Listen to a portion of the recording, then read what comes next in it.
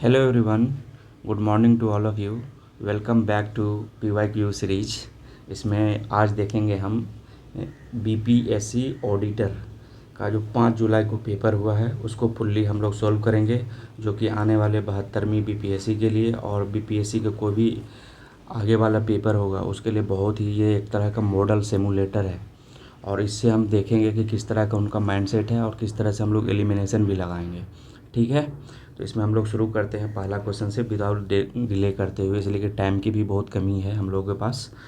तो देखते हैं, फिजिकल डिफिसिट से हमेशा क्वेश्चन आता है तो हमेशा याद रखना, बिहार का भी और इंडिया का भी। तो physical deficit decline from 9.2% GDP in financial year 2021 to below 5% by financial year 2025। तो देखो ये 2021 में तो था ही, ये जब कोविड वाला था तो 9.2% बहुत ही ज़्यादा हो गया था फिजिकल डिफिसिट, और अभी 4.4% है तो बिलो 5% है, तो ये तो सही लग रहा। Fiscal deficit target for the financial year 2026 budget is 2% of G 2% कहाँ 4.4 समथिंग है, तो ये तो गलत ही हो गया। तो ऑप्शन 2 देखो गलत है, तो ये गलत हो गया, ये गलत हो गया, बचा आप 50-50 पे आ गए हम लोग। आप देखो यहाँ revenue deficit is as a proportion of the GDP has reached lowest level since the financial year 2019 and in financial year 2026। तो देखो ये सही है, reached lowest level revenue deficit, पहले से तो कम ही होगा ना, तो वो सही है। उसमें से एक गेस भी लोगे तो भी आपका एक की तरफ जाओ तो आपका आंसर क्या हो गया, तो आंसर 1 और 3 हो गया। ठीक है, अब देखते हैं आगे। इन जून 2025 world bank revise international poverty line, ये तो 3 USD पर डे तो हो गया। और इसमें पॉवर्टी से कुछ याद आ रहा है आपको, कमेटी वगैरह, एक अलग कमेटी था, तेंदुलकर कमेटी था, और कुछ याद आ रहा है अलग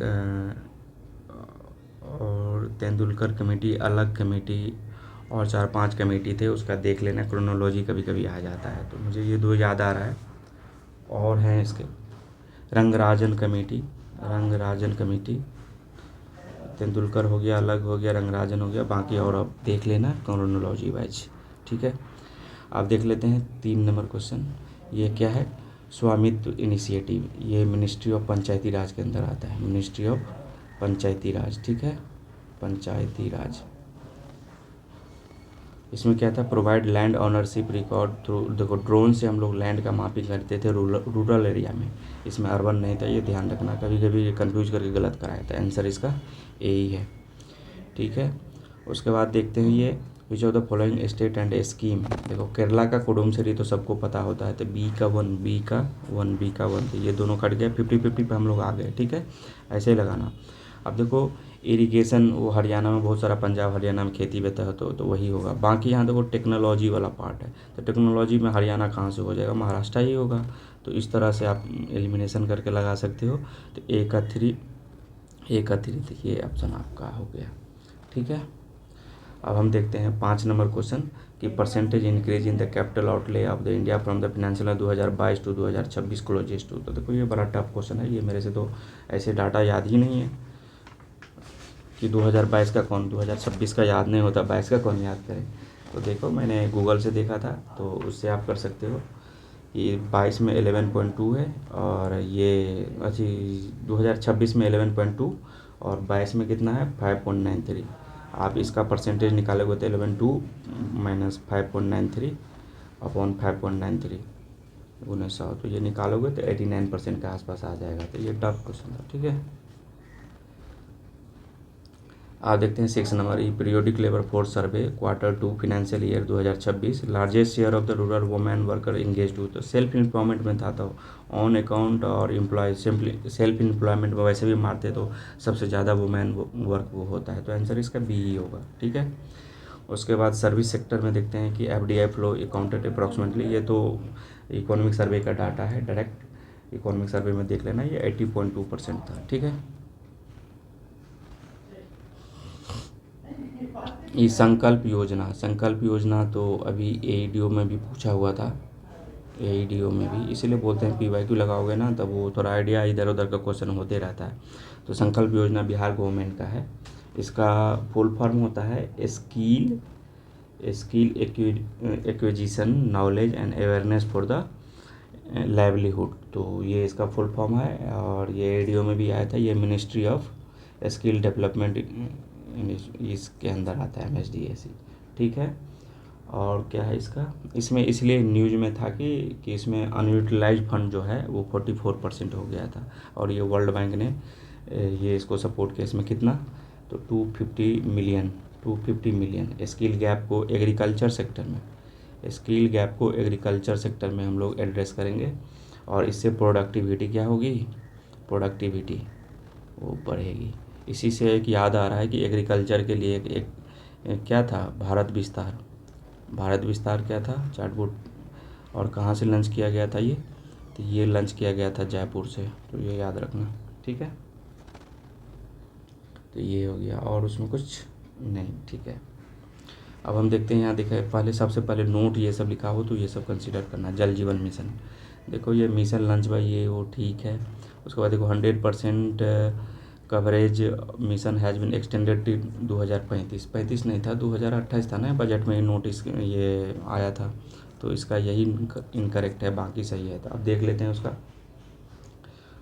इसमें जल जीवन मिशन में 55 लीटर जो है, 55 लीटर पर डे पर पर्सन ये इसमें अलाउड किया गया था वाटर के लिए।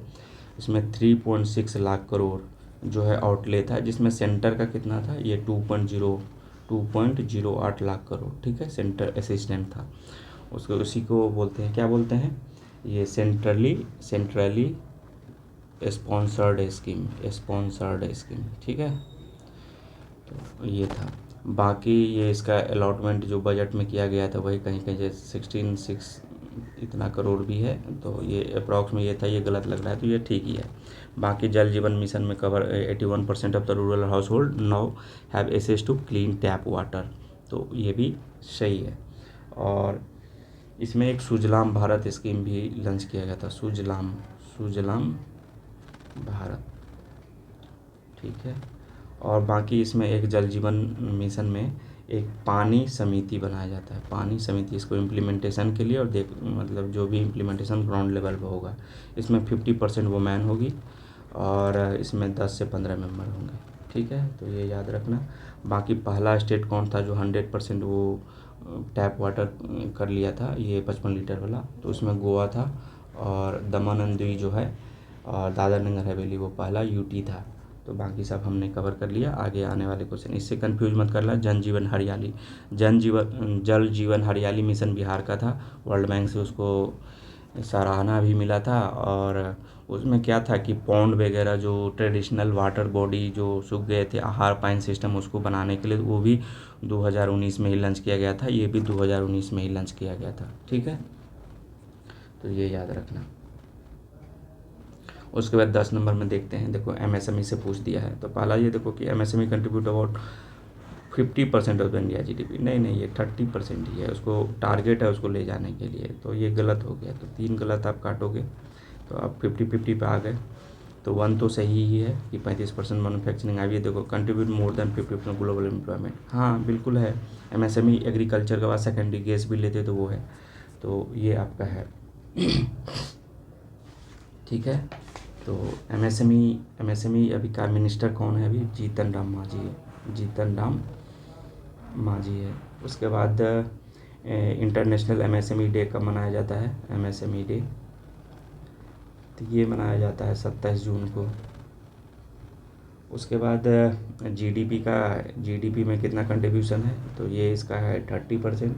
मैन्युफैक्चरिंग में ये इंडस्ट्रियल आउटपुट का 45 से 50% और मैन्युफैक्चरिंग का है वो 35.4% है। डिजिटल एडॉप्शन कितना है, 72% है। वुमेन एम्प्लॉयमेंट 24% है। और कुछ याद आ रहा है, एक्सपोर्ट जो है 45.7 है, 45% के आसपास है, परसेंटेज है। एम्प्लॉयमेंट वो 40% करवाता है इंडिया में, बाकी सब जगह अलग अलग 50% है, यूएसए में 80% है, चाइना में। सबको एवरेज कर लोगे तो ग्लोबल तो 50 से ज़्यादा ही जाएगा।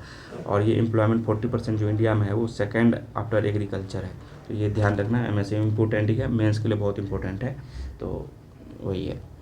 11 नंबर देखते हैं, मिशन लाइफ, ये COP 26 में ग्लासगो में दिया गया था, ठीक है, Glasgow fight against climate change को फाइट करने के लिए ये लिया गया था। इसमें क्या था कि बिहेवियरल चेंज इसका प्रिंसिपल ही था, प्रो प्लानेट पुपिल मतलब life style of the planet for the planet and by the planet. तो वही था कि life style change to support the environment sustainability. तो ये आपका सी आंसर हो गया। बाकी ग्लासगो में हुआ था, ये याद रखना, ठीक है। ये आता है COP 26 2021 में, COP 26 2021 ईयर याद रखना। 12 नंबर क्वेश्चन देखते हैं कि share of the gross fix capital asset जो है इन द GDP कितना है एस्टिमेटेड अराउंड। तो ये 30% है। बाकी इसमें ये सेकंड हाईएस्ट है। इसमें फर्स्ट क्या चीज़ का है, ये प्राइवेट कंजम्पशन का है। कितना परसेंट है, तो 61.5% हो गया है। अब बाकी जो ग्रॉस फिक्स कैपिटल एसेट जो है कितना इंक्रीज किया है, तो 7.8%, ये याद रखेंगे, ठीक है। उसके बाद physical deficit of the Bihar as percentage of G financial year estimated to be, तो ये 2.98% था ही, तो पता ही है। इंडिया का कितना है, 4.3%, ठीक है। Contribution of the primary sector in primary secondary tertiary ने GSBA ने Bihar constant price in the year 23-24। देखियो ये पुराना पूछ लिया है, पिछले साल का कितना था, तो पिछले साल का आपका था 19.19, 21.5 और 58। अभी कितना है रिसेंट वाली, तब ये 18.3, ये 26.8% और 54.8%। अब ये देखो दोनों डिक्रीज किया है, ये और ये प्राइमरी वाला और सर्विस सेक्टर वाला, और अभी मैन्युफैक्चरिंग वाला भी ग्रो हो रहा है। तो ये बहुत ही पॉजिटिव न्यूज है। और यहाँ सर्विस सेक्टर में इतना परसेंट जो है GVA का कंट्रीब्यूट करता है, लेकिन इसमें जो है 20% के आसपास ही एम्प्लॉयमेंट होता है, इसी को जॉबलेस ग्रोथ करते हैं, ठीक है। आप 15 नंबर क्वेश्चन देखते हैं। Which of the following produces Bihar है बिन GI टैग। तो कोई मिथिला मखाना था ही, शाही लीची था ही, कतरनी राज था, ये तो दो नहीं है।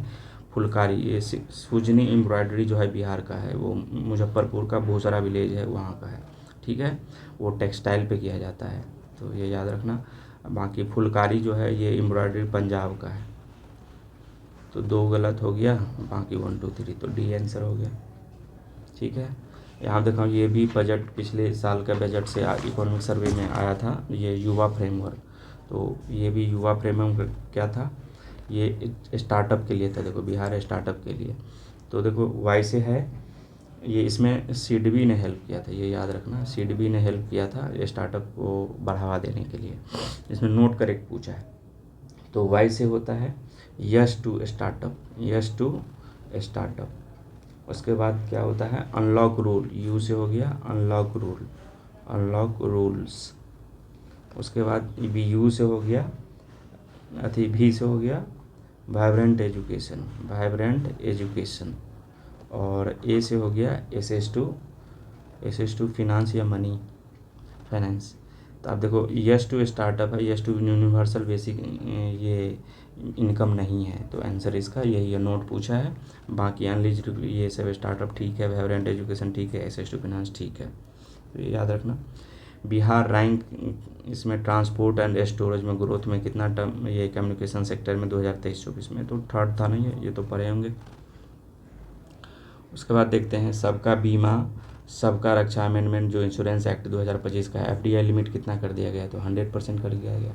100% जो इंश्योरेंस वाला पहला डिस्ट्रिक्ट कौन बन गया है, तो ये अलवर बन गया है, ठीक है। इसको याद रखना, रिवाइज करना, पूरा नहीं लिख रहा हूँ। और अभी नेशनल हेल्थ फैमिली सर्वे 6 आया है, उसमें इंडिया में कितना कवरेज है, तो 60.2 है और 21.1% है बिहार में। बाकी जो इंडिया वाला है उसमें सबसे ज़्यादा कहाँ पर है, अभी रूरल एरिया में है, तो रूरल ग्रेटर देन अर्बन है, तो ये याद रखना, ठीक है। और इंश्योरेंस से कुछ याद आ रहा है, तो हाँ बजट में कुछ आया था, एक होता है इंश्योरेंस पेनेट्रेशन। इंश्योरेंस पेनेट्रेशन क्या होता है, प्रीमियम जितना हम लोग दे लगता है अपॉन GDP × 100, ये लगभग 4% के बराबर है। और एक होता है इंश्योरेंस डेंसिटी में पॉपुलेशन आता है, तो याद रखने का प्रीमियम अपन पॉपुलेशन, ये $95 के आसपास है, तो ये याद रखना, ठीक है। अब देखते हैं ऑरेंज इकोनॉमी क्या चीज़ के लिए था, याद ही होगा अभी, क्रिएटिव इकोनॉमी। तो देखो यहाँ क्रिएटिव कल्चर इंटेलेक्चुअल प्रॉपर्टी, ये तो C हो गया। उसी से एक याद आ गया है ब्लू इकोनॉमी, तो मैरीन के लिए है। और सिल्वर इकोनॉमी, बताओ सिल्वर इकोनॉमी, सिल्वर इकोनॉमी जो है ओल्ड एज के लिए है, ओल्ड एजेड जो हो रहे हैं। अभी ओल्ड एज के लिए पहला बजट कौन पेश किया था, तो ये केरला ने पेश किया था। ठीक है, इतना याद रखना। और अभी क्रिएटिव इकोनॉमी के तहत ABGC जो बनेगा, अभी कितने 1500 स्कूल में बनेगा और 500 कॉलेज में। तो इतना याद रखना है, लैब क्रिएटिविटी बढ़ाने के लिए। तो ये बजट में, बिहार बजट में आया था, बिहार का डाटा है। Gross physical deficit of Bihar in 23-24 lower than 2022-23 by approximately. देखो इतना डाटा तो याद नहीं है, तो ये भी थोड़ा टफ क्वेश्चन है, छोड़ दो, कोई दिक्कत नहीं है। कुछ क्वेश्चन छोड़ने के लिए भी होती है, लेकिन आप डाटा देख लो। 22-23 में 22-23, 23-24, 24-25 और 25-26 और 26-27, 26-27। तो इसमें हम लोग देख लेते हैं एक बार कितना कितना वो फिजिकल डेफिसिट था। तो अभी 25-26 में क्या हो गया है, 11.8 रिवाइज एस्टिमेट हो गया है। और 26-27 में कितना, तो ये 2.99% और ये 39,112 रुपीज़। ये 22-23 में कितना था, 22-23 में 5.97% या 6% इसको बोल सकते हैं।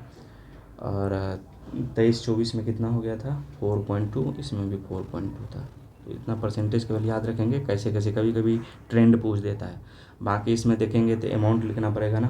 तो इसमें कितना था, 3, 5, 6, ये मुझे नहीं बना था, उतना डाटा मुझे याद नहीं है, आप लोगों को दिखा दे रहा हूँ। 44,823 मैंने गूगल किया था। अब इसको आप परसेंटेज निकालोगे, तो आप निकालो इसको परसेंटेज, तो 44,823 माइनस ये करोगे और डिवाइडेड बाई 44,823 करोगे 100, तो 20.4% आ जाएगा। ठीक है, अब हम देखते हैं 21 नंबर क्वेश्चन। 21 नंबर क्वेश्चन क्या है कि private member bill proposing constitutional amendment require which of the following. तो कॉन्स्टिट्यूशनल अमेंडमेंट के लिए कितना 368 आर्टिकल है और इसमें स्पेशल मेजोरिटी चाहिए। उसके बाद यहाँ देखो सॉलिसिटर जनरल और अटॉर्नी जनरल के बारे में पूछा है। तो ये आपका कॉन्स्टिट्यूशनल पोस्ट होता है 78 आर्टिकल में, लेकिन सॉलिसिटर जनरल नहीं होता है और दोनों अटेंड कर सकता है कोई भी ऑफिस को, लेकिन वोटिंग का राइट नहीं है। इतना ठीक है। अब इसमें देखो attorney general appointment chief justice and solicitor by president, गलत। उसके बाद देखो attorney first law officer of India, solicitor general is second, ये तो सही है ना। तो आंसर इसका बी हो गया। बाकी ये देखो मेंबर ऑफ, ये गलत है, मेंबर ऑफ ये गलत है, आंसर इसका बी हो गया। Judicial independence in India primarily protected through which of the following. तो ये तो आपका content fix service condition security of tenure, ये तो इसमें ऑल ऑफ द एबव मुझे लग रहा है वही है ही। 24 नंबर क्वेश्चन देखते हैं कि prime minister, what happen the prime minister resign. ये देखो council of minister stand automatically dissolve, तो यही है। बाकी कैबिनेट मिनिस्टर ये तो फालतू लिखा हुआ है, यहाँ प्रेसिडेंट मस्ट इमीडिएटली, ये गलत है। मुझे ये लग रहा है A24 का ए है। Anti defection law, anti defection law in 10th schedule जो belong to which of the following, ये क्या बोलता है, देखो to ensure party discipline, prevent political instability cause by the frequent floor crossing. Ensure party discipline, prevent opposition party, ये कैसे हो सकता है। Legislative to board according to, तो ये भी गलत है, यही इसका सही आंसर है। गिव मोर पावर, ये भी गलत ही है। अब देखो ये RTI एक्ट के बारे में अभी 2025, अभी याद होगा BCCI को RTI एक्ट से बाहर कर दिया गया है, तो ये याद रखना BCCI RTI में नहीं आता है। उसके बाद देखो ये promote transparency and accountability in the governance, ठीक है, ये अप्लाइड ओनली, देखो only to the central government, गलत है ये ओनली, तो आंसर इसका ए हो गया। 27 नंबर क्वेश्चन देखते हैं कि चेक एंड बैलेंसेस, ये best illustration of the system of the check and balances. Check and balances एक आर्टिकल 51 आता है कि आर्टिकल 51 क्या बोलता है, 51 ने 50, ये इंडिपेंडेंस ऑफ जुडिशरी फ्रॉम, ये तो इंडिपेंडेंस दिखाता है, यही वाला 50 आर्टिकल UPSC में पूछ चुका है। ठीक है, separation of judiciary from executive, तो ये है। बाकी 27 नंबर क्वेश्चन में इसमें क्या पूछा है, चेक एंड बैलेंसेस, देखो ऑडिट बाय द कॉम्पिटिटर, ये तो गलत है, ये इसका सही है कि supreme court can strike down by law passed by the parliament if violate the constitution, तो सही है। इसके रिलेटेड एक ये केस भी था, केशवानंद भारती केस करवाया था 1973 में, बेसिक स्ट्रक्चर इसी से यह था। उसके पहले गोलकनाथ केस था, ठीक है, प्रियम्बल के बारे में बताना। उसके बाद due process of law, due process of law किसके, ड्यू प्रोसेस ऑफ लॉ कहाँ के, यूएसए। इसमें 2-3 है, आर्टिकल 21 के अंदर का है, तो इसमें एक ड्यू प्रोसेस लॉ है। उसके बाद प्रोसीड्यूर एस्टैब्लिश बाय लॉ है, वो भी कहाँ का है, ये procedure establish by law Japan से है। बाकी और 4 है, इसमें देख लेना। उसके बाद स्टेट इलेक्शन कमीशन अंदर आर्टिकल 243 के, तो इसमें देखो कैच है, ये पंचायत के लिए केवल है। बाकी आर्टिकल 243 ZA जो है वो म्यूनिसिपैलिटीज़ के लिए होता है, तो ये याद रखना। 30 नंबर क्वेश्चन देखते हैं। फिर फाइनेंस कमीशन के बारे में पूछा है कि कंस्टिट्यूटेड एवरी 5 ईयर, तो ये ठीक है। अभी 41% का टैक्स डेवोल्यूशन हुआ है। एक distribution of financial resources between union and state, ये भी सही है, इसलिए कि इसमें ग्रांट इन एड भी मिलता है ना, इसलिए फाइनेंशियल रिसोर्सेज इसको बोला गया। बाकी टैक्स डेवोल्यूशन तो होता ही है। बाकी इसमें कितना डिस्ट्रीब्यूशन का क्या वो बेस क्राइटेरिया था, तो इसे आईपैड वाली जीएफ से याद रखे थे। आई से हो गया इनकम डिस्टेंस, इसका कितना है 42.5% है। पॉपुलेशन कितना है 17.5% है। उसके बाद एरिया 10% है। उसके बाद डेमोग्राफी कितना है 10% है। जीडीपी कितना है 10% है। और फॉरेस्ट कितना है 10% है, तो ये याद रखना। बाकी अरविंद पेंगरिया है सेक्शन फिनांस कमीशन का, और सेक्रेटरी इनके कौन है तो वो कमेंट आप करना, जनरल सेक्रेटरी। और तो ठीक ही है। 31 number question, which of the following is true about the alteration of the area boundary name existing in the India, तो आर्टिकल ये 3 है ना, एग्जिस्टिंग स्टेट के बारे में बोला है। और वही आर्टिकल 2 किसका है, जो न्यू एंट्री जो हम करवाते हैं अलग से, तो वो है, ठीक है। अब बाकी और देख लेते हैं। इसका ऑप्शन 1 तो सही ही है, तो ये गलत ही हो गया।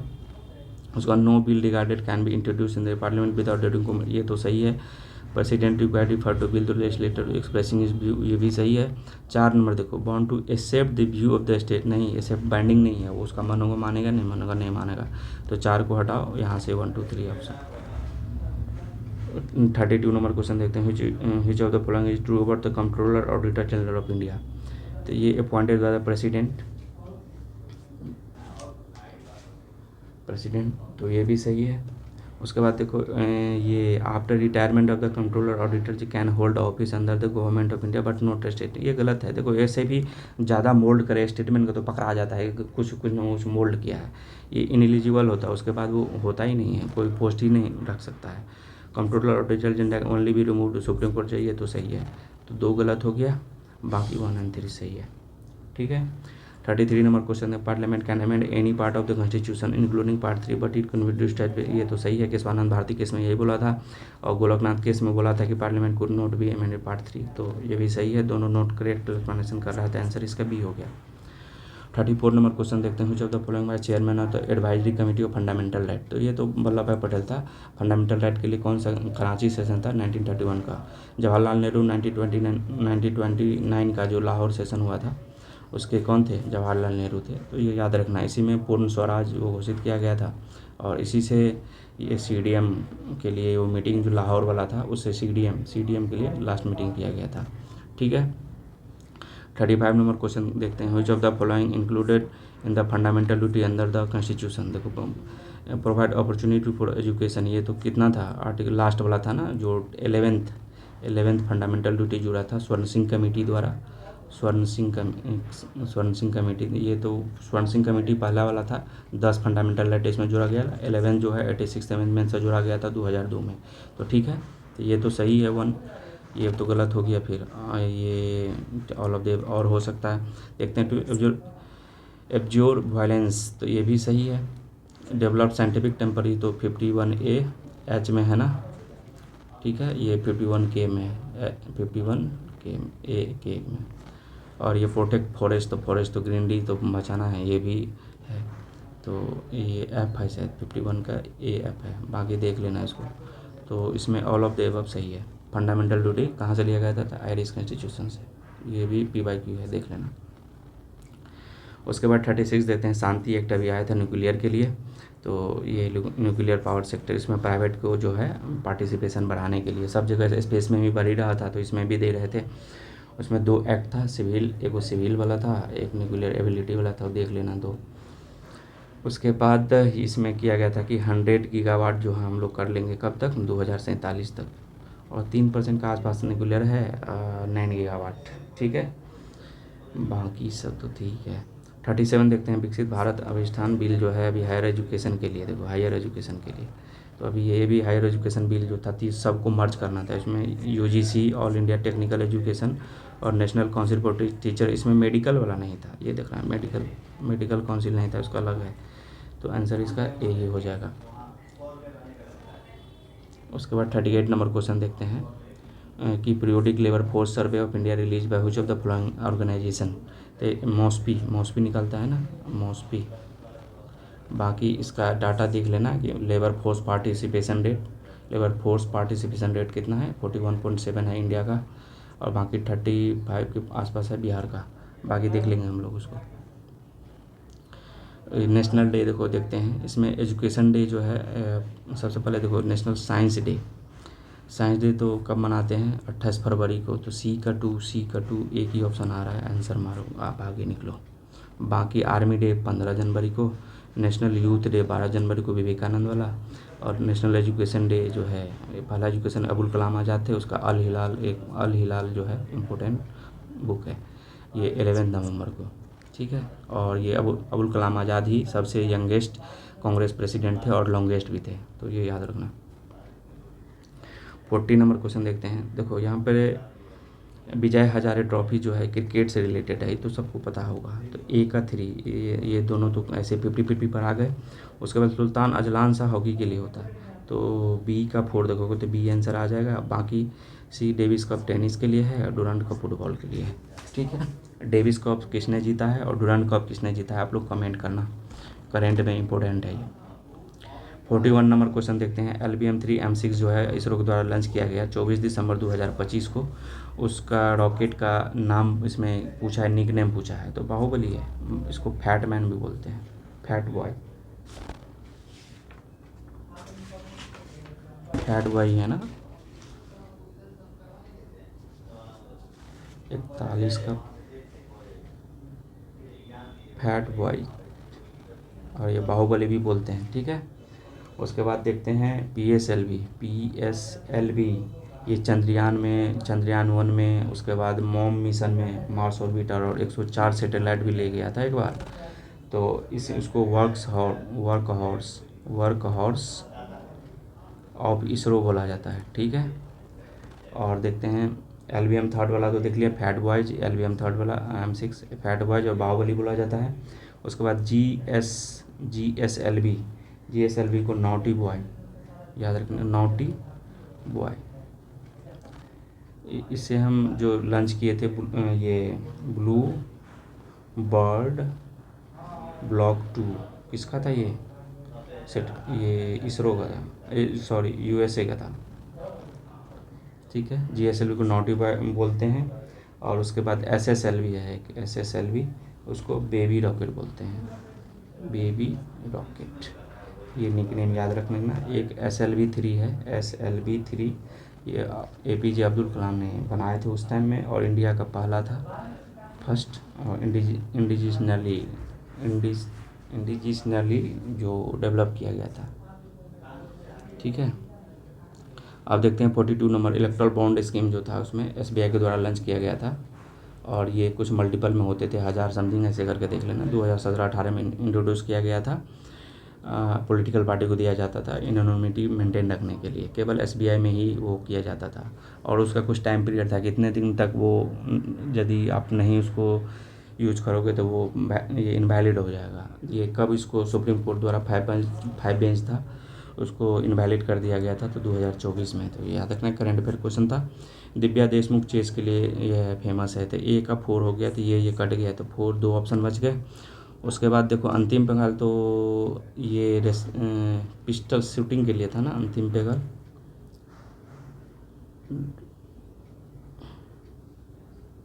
नहीं शूटिंग नहीं था, सॉरी, रेसलिंग था ना शायद, तो डी, नहीं, हाँ रेसलिंग था, डी का 3। अंतिम पेगाल जो है रेसलिंग के लिए था, करेक्ट। तो रेसलिंग के लिए भी D3 है। बाकी देखो इसमें सुरुचि फोगाट है, उसमें अंकिता भक्त है। सुरुचि फोगाट तो शूटिंग के लिए ही होगी ना इसमें, बाकी आर्चरी के लिए अंकिता भगत। बाकी 50-50 पे भी जा सकते हैं। तो वैसे पहला ऑप्शन नहीं मारना कभी भी बीपीएससी में, वो गलत ही देता है। सेकेंड ही मारना, तो डी आंसर हो जाएगा। ठीक है। Which of the following statement is correct, choose the correct option given. देखो माधव गेट गिल तो थे ही, अभी बहुत सारा कमेटी न्यूज में था, उसको देख लेना। एक कंचन थे, कंचन, ठीक है, वो अरावली हिल के लिए थी, अरावली हिल के लिए। एक उसके बाद जो इन्फिल्ट्रेशन हो रहा था तो उसके लिए प्रशांत करके कुछ कमेटी था, वो देख लेना, जो बांग्लादेश से एंट्री कर रहे थे। और तो रिसेंट में अब याद नहीं आ रहा कि कस्तूरीरंगन कमेटी तो था स्पेस के लिए, वो स्पेस में भी था, और ये नेशनल एजुकेशन पॉलिसी वाले भी थे। और राजगोपाल चिदम्बरम जो है न्यूक्लियर साइंस से रिलेटेड है, और सिद्दीकी कनेक्टेड। देख रहे हो थोड़ा सा यूनिक नेम उतना चूज करके दिया है तो सही होगा, उस तरह से दिमाग लगाना। तो इसमें सही ऑल 4 सही है। बाकी रिसेंट में कमेडिया है, कंचन और प्रशांत वाला याद रखना। और अभी तो याद नहीं आ रहा बाकी। ठीक है, एगो Ramnath one nation one election जो है, वन नेशन वन इलेक्शन के लिए रामनाथ गोविंद कमेटी थे। इसमें मृत्युंजय कुमार भी एक मेंबर है, जो कि सेंसस कमिश्नर, अभी सेंसस कमिश्नर है। ठीक है। 45 नंबर नोट करेक्ट पूछ रहा है कि national calendar based on the सका संवत कैलेंडर। ठीक है, नेशनल कैलेंडर एडॉप्ट चैत में है, तो हम लोग तो पढ़ते ही हैं चैत बैसाख फागुन ये सब। उसके बाद नेशनल, देखो इसमें ऑफिशियली अडॉप्टेड, देखो ये सब डेट वगैरह पे थोड़ा है ना, तो डाउट करना। National calendar based on the solar पे तो था ही, तो एक ही वो ऑप्शन है जिस पर डाउट करने वाला, यही एक गलत है। तो आंसर 3 ओनली हो जाएगा। ठीक है, 1 जो है तो सही ही है, बाकी फोर्थ भी सही है। तो 4 1 4 तो एक ही ऑप्शन ये हो गया, तो सही है। बाकी तो 3 गलत है। ठीक है, 50-50 इससे भी आ सकते थे। 46 नंबर देखते हैं कि post of the chief defence staff जो है कब 2019 में क्रिएट किया गया था। ठीक है,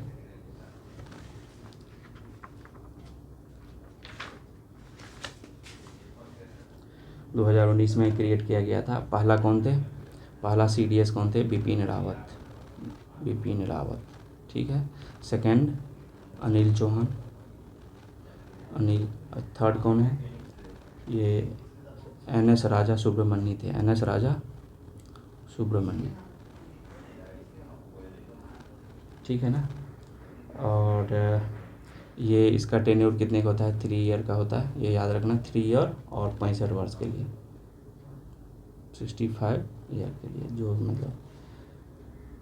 बाकी यही है, ये तीनों को आर्मी नेवी और एयरफोर्स सबको कंबाइन करके वो सिनर्जी स्थापित करता है, कंट्रोल। बाकी सब कंट्रोल तो प्रेसिडेंट के ही अंदर आता है। एक बार इस पर यूपीएससी भी क्वेश्चन पूछ दिया है। ठीक है, सीडीएस पे, तो ये पूरा इसके अंदर प्रेसिडेंट के ही आता है, बाकी ये कमांडिंग कंट्रोल है ये। उसके बाद ministry of sports in government of Shreyasi Singh. देखो श्रेयसी सिंह स्पोर्ट्स मिनिस्टर, मनसुख मंडाविया कहाँ है अभी यूनियन में, बाकी श्रेयसी सिंह बिहार में। ये शूटिंग के लिए थी, जमुई से है, ये जमुई से बीजेपी। और ये इंडस्ट्री मिनिस्टर भी है। और गोल्ड कोस्ट में 2018 में कॉमनवेल्थ में ये गोल्ड ली थी, और ग्लासगो में 2014 में ये सिल्वर ली थी। बीजेपी 2020 में ज्वाइन की थी ये, डबल ट्रैप इवेंट में, डबल ट्रैप इवेंट में शूटिंग में ये है, डबल ट्रैप। ठीक है, इतना याद रखना। उसके बाद ब्रदर, ये तो नहीं पता था कि ब्रदर बिहारी। तो देखो इसमें थोड़ा सा देखोगे ना ऑप्शन कर को, तो 50-50 पे आ जाओगे। देखो जब भी 2 सिमिलर स्टेटमेंट दिखे ना, तो उस पर वही आंसर होगा। तो यहाँ देखो ठाकुर 2 है, तो एक ही ऑप्शन है, पहला पे जाना ही नहीं, पहला हमेशा गलत करने के लिए देता है। तो आंसर इसका सी हो जाएगा, शंकरन ठाकुर, और वही सही है। उसके बाद 49 नंबर क्वेश्चन देखते हैं कि इन बिहार बलिराजगढ़। देखो अभी देखते हैं, इसको हड़प्पा और बिहार बोला जाता है, हड़प्पा और बिहार, बलिराजगढ़ को मधुबनी में है। जफराडीह जो है नालंदा में है, मैचिंग में भी आ सकता है। उसके बाद कोल्हुन जो है वैशाली में है, ये एग्जीबिशन है आर्कोलॉजिकल सर्वे ऑफ इंडिया द्वारा। ठीक है, उसके बाद स्टेट ऑफ हॉर्मूज जो है पर्शियन गल्फ ओमान के बीच में है, और अरेबियन सी उसी से हटा जाता है, तो यही है। ठीक है, उसके बाद देखते हैं newly elected prime minister of Nepal Balendra Shah जो है, ये देखो इसमें राष्ट्रीय पार्टी, राष्ट्रीय स्वतंत्रता पार्टी, राष्ट्रीय समता और स्वाभिमान पार्टी, तो देखो इस एस सब में है ये, एक तो ऐसे ही तुमको अलग लग रहा है, बाकी इस 3 में से देख लेते हैं। वैसे ही कौन था, राष्ट्रीय स्वतंत्रता पार्टी था, और झापा झापा 5 एरिया से ये जीते थे। किसको हराए थे? केपी शर्मा ओली को, जो कि पहले प्राइम मिनिस्टर थे। केपी शर्मा ओली को 50,000 वोट से 50,000 वोट से हराए थे, ये याद रखना। राष्ट्रीय स्वतंत्र पार्टी और 50,000 वोट से हराए थे। देखो HPV वायरस जो है अभी तो सर्वाइकल कैंसर के लिए था, जो कि अभी 9 साल से 14 वर्ष के गर्ल्स को अभी फ्री में मिल रहा था बिहार में भी, ठीक है। उसके बाद देखते हैं यहाँ पे first semiconductor located at which place. तो ये तो सानत गुजरात में था ना, गुजरात में, और ये इसमें सिलिकन वगैरह यूज होता है, सिलिकन जर्मेनियम, ठीक है। उसके बाद देखते हैं वुमेन रिजर्वेशन जो एक्ट था, नारी शक्ति बंदी अधिनियम, तो यही था ना।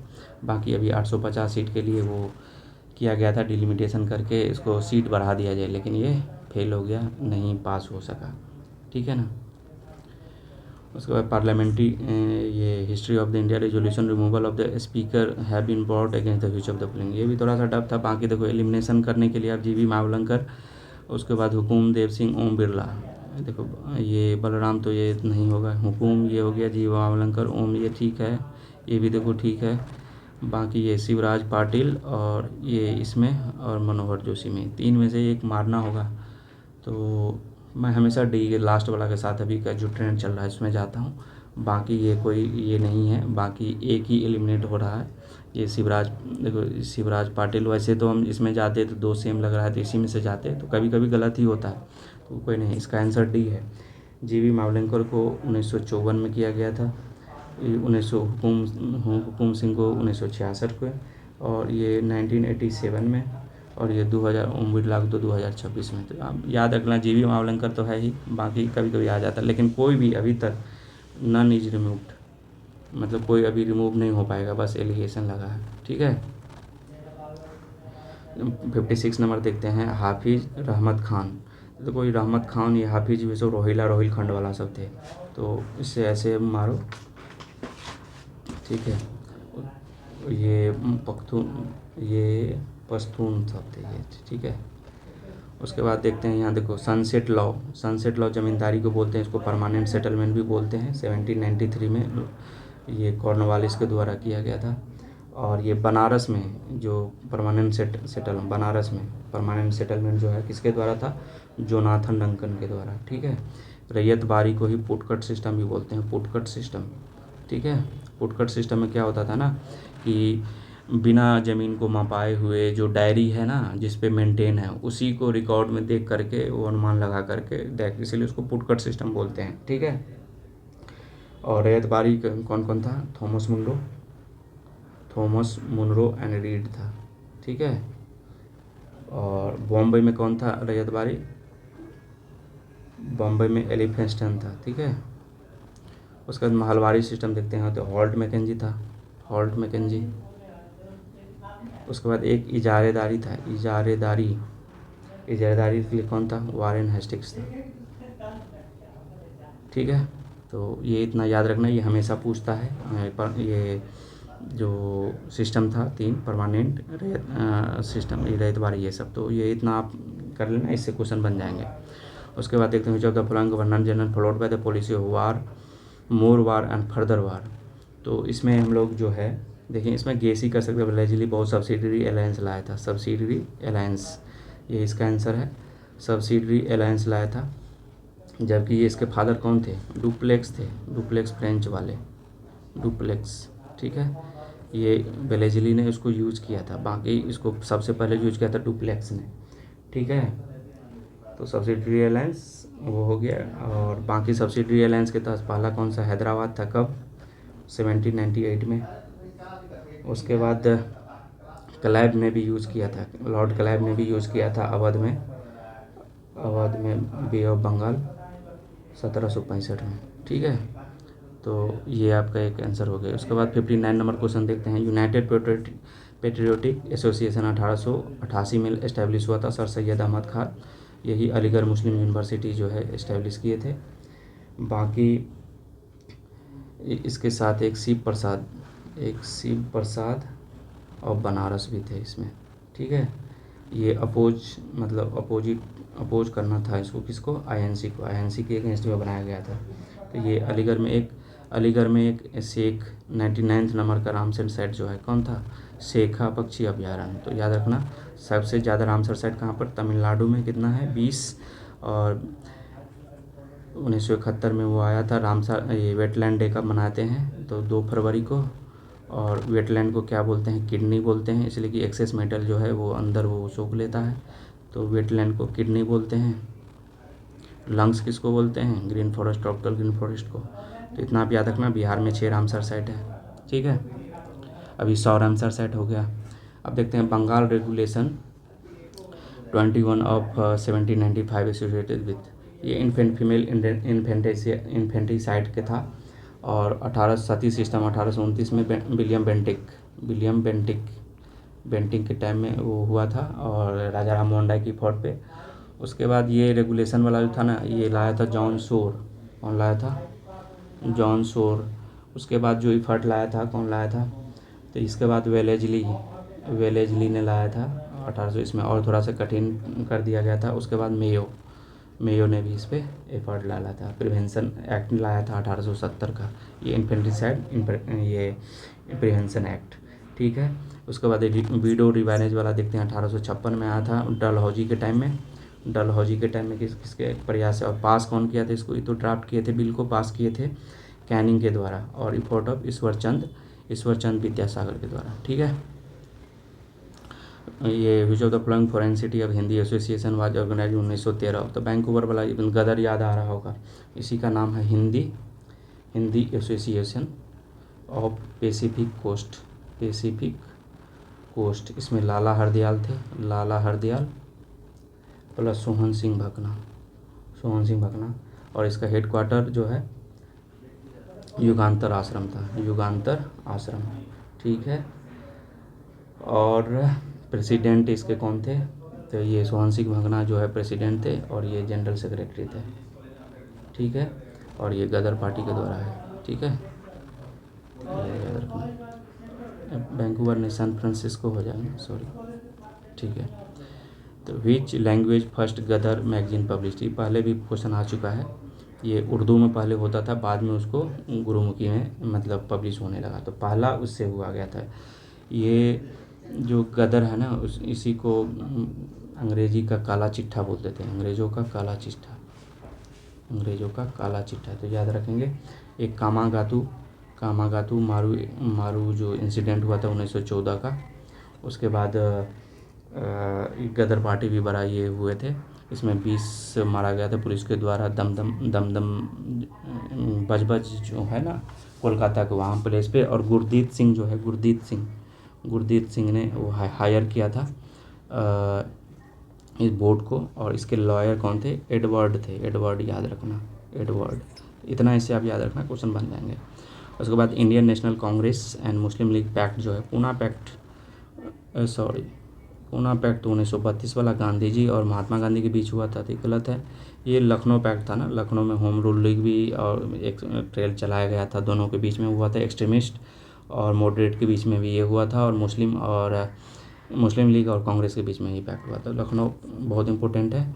और इसी में जो 1909 में जो सेपरेट इलेक्टोरेट का वो यहाँ पर पहली बार माना गया था, तो यहीं से सेपरेट इलेक्टोरेट जो दिया गया था फॉर मुस्लिम, तो यहीं से यहाँ एक्सेप्ट कर लिया गया था। तो यही सबसे बड़ा इम्पोर्टेंट है लखनऊ का, ठीक है।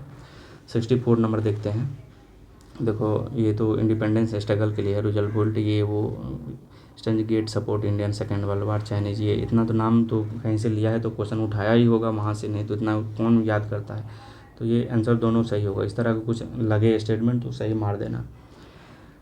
65 नंबर क्वेश्चन देखते हैं कि women revolutionary killed during the rid of railway institute of Chittagong movement जो था कब हुआ था, चिटगांव वाला, ये 18 अप्रैल को हुआ था ना, 18 अप्रैल 1930 को हुआ था। इसमें मास्टर ये सूर्यसेन थे प्लस कल्पना दत्त प्लस सूर्यसेन प्लस कल्पना दत्त को जेल में हो गया था। और बाकी बीना दास जो है ये गोली मारी थी ना इसको, गवर्नर को, जैक्सन को जो कन्वोकेशन हुआ था उसका डिग्री वाला, प्रीतिलता, इसका आंसर प्रीतिलता वाडेडकर है, जो कि बम लगा रही थी, रेलवे पर फट गया था तो उससे उसकी डेथ हो गई थी। और शांति और सुनिधि चौधरी जो है ये आपका चार्ल्स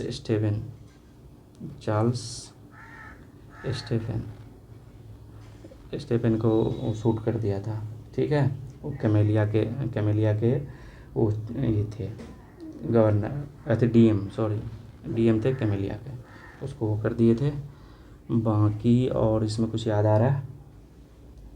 और ये फेल इसीलिए हो गया था कि बंदूक तो मिल गया था लेकिन गोली अलग जगह लगा हुआ था, तो बंदूक लेके चला गया लेकिन वे नहीं कर पाया था, तो इसीलिए ये फेल हो गया। उसमें एक बैटल ऑफ जलालाबाद आता है। बैटल ऑफ जलालाबाद इसी से रिलेटेड है, जो कि 22 अप्रैल 1930 को हुआ था। ठीक है, इतना ही है इसमें। उसमें देखते हैं स्वदेश सेवक स्वदेश सेवक होम भी उसको बोलते हैं, वैंकूवर में। ये याद रखना कहाँ पर था? जीडी कुमार द्वारा स्वदेश सेवक होम। ठीक है, ये उसी से पब्लिश होता था एक गुरुमुखी में स्वदेश सेवक न्यूज़पेपर, स्वदेश सेवक न्यूज़पेपर। ठीक है, गुरुमुखी में। और ये बनाया गया था किसके बेस पे? तो 1904 में जो लंदन में बना था, किसका? इंडिया हाउस, इंडिया के ये श्यामजी कृष्ण वर्मा द्वारा, उसी के तर्ज पे ये बनाया गया था जीडी कुमार के द्वारा। ठीक है, इतना आप याद रखना। और इसमें से ये बीना दास वाला से मुझे याद आ रहा था कि पहला जो है फीमेल ग्रेजुएट जो है कौन थी? वो कादम्बिनी गांगुली थी, प्लस चंद्रमुखी बसु था, यूनिवर्सिटी ऑफ कलकत्ता से। तो ये याद रखना 1833 में ये थे। ठीक है, और तो कुछ याद आ रहा है? नहीं, ठीक है। उसके बाद देखते हैं नोट करेक्ट पूछा है, करेक्टली मैच। देखो ये अल हिलाल तो अभी देखे थे, किसका था? अबुल कलाम आज़ाद का था, ये नहीं था तो यही गलत है। बाकी रामनाथपुरी सर्कुलर आज़ादी, ये याद रखना। तारकनाथ दास तो ये था एनिवेशन न्यू इंडिया था, तो ये याद रखना, कभी आ सकता है फिर। उसके बाद मर्डर ऑफ द, इसमें अबुल कलाम आज़ाद का एक और था, खुतबते आज़ादी। उसके बाद और थे इंडिया विंस फ्रीडम, तो ये अबुल कलाम आज़ाद का, ये याद रखना। ठीक है, उसके बाद who was the murdered in bomb case 1908।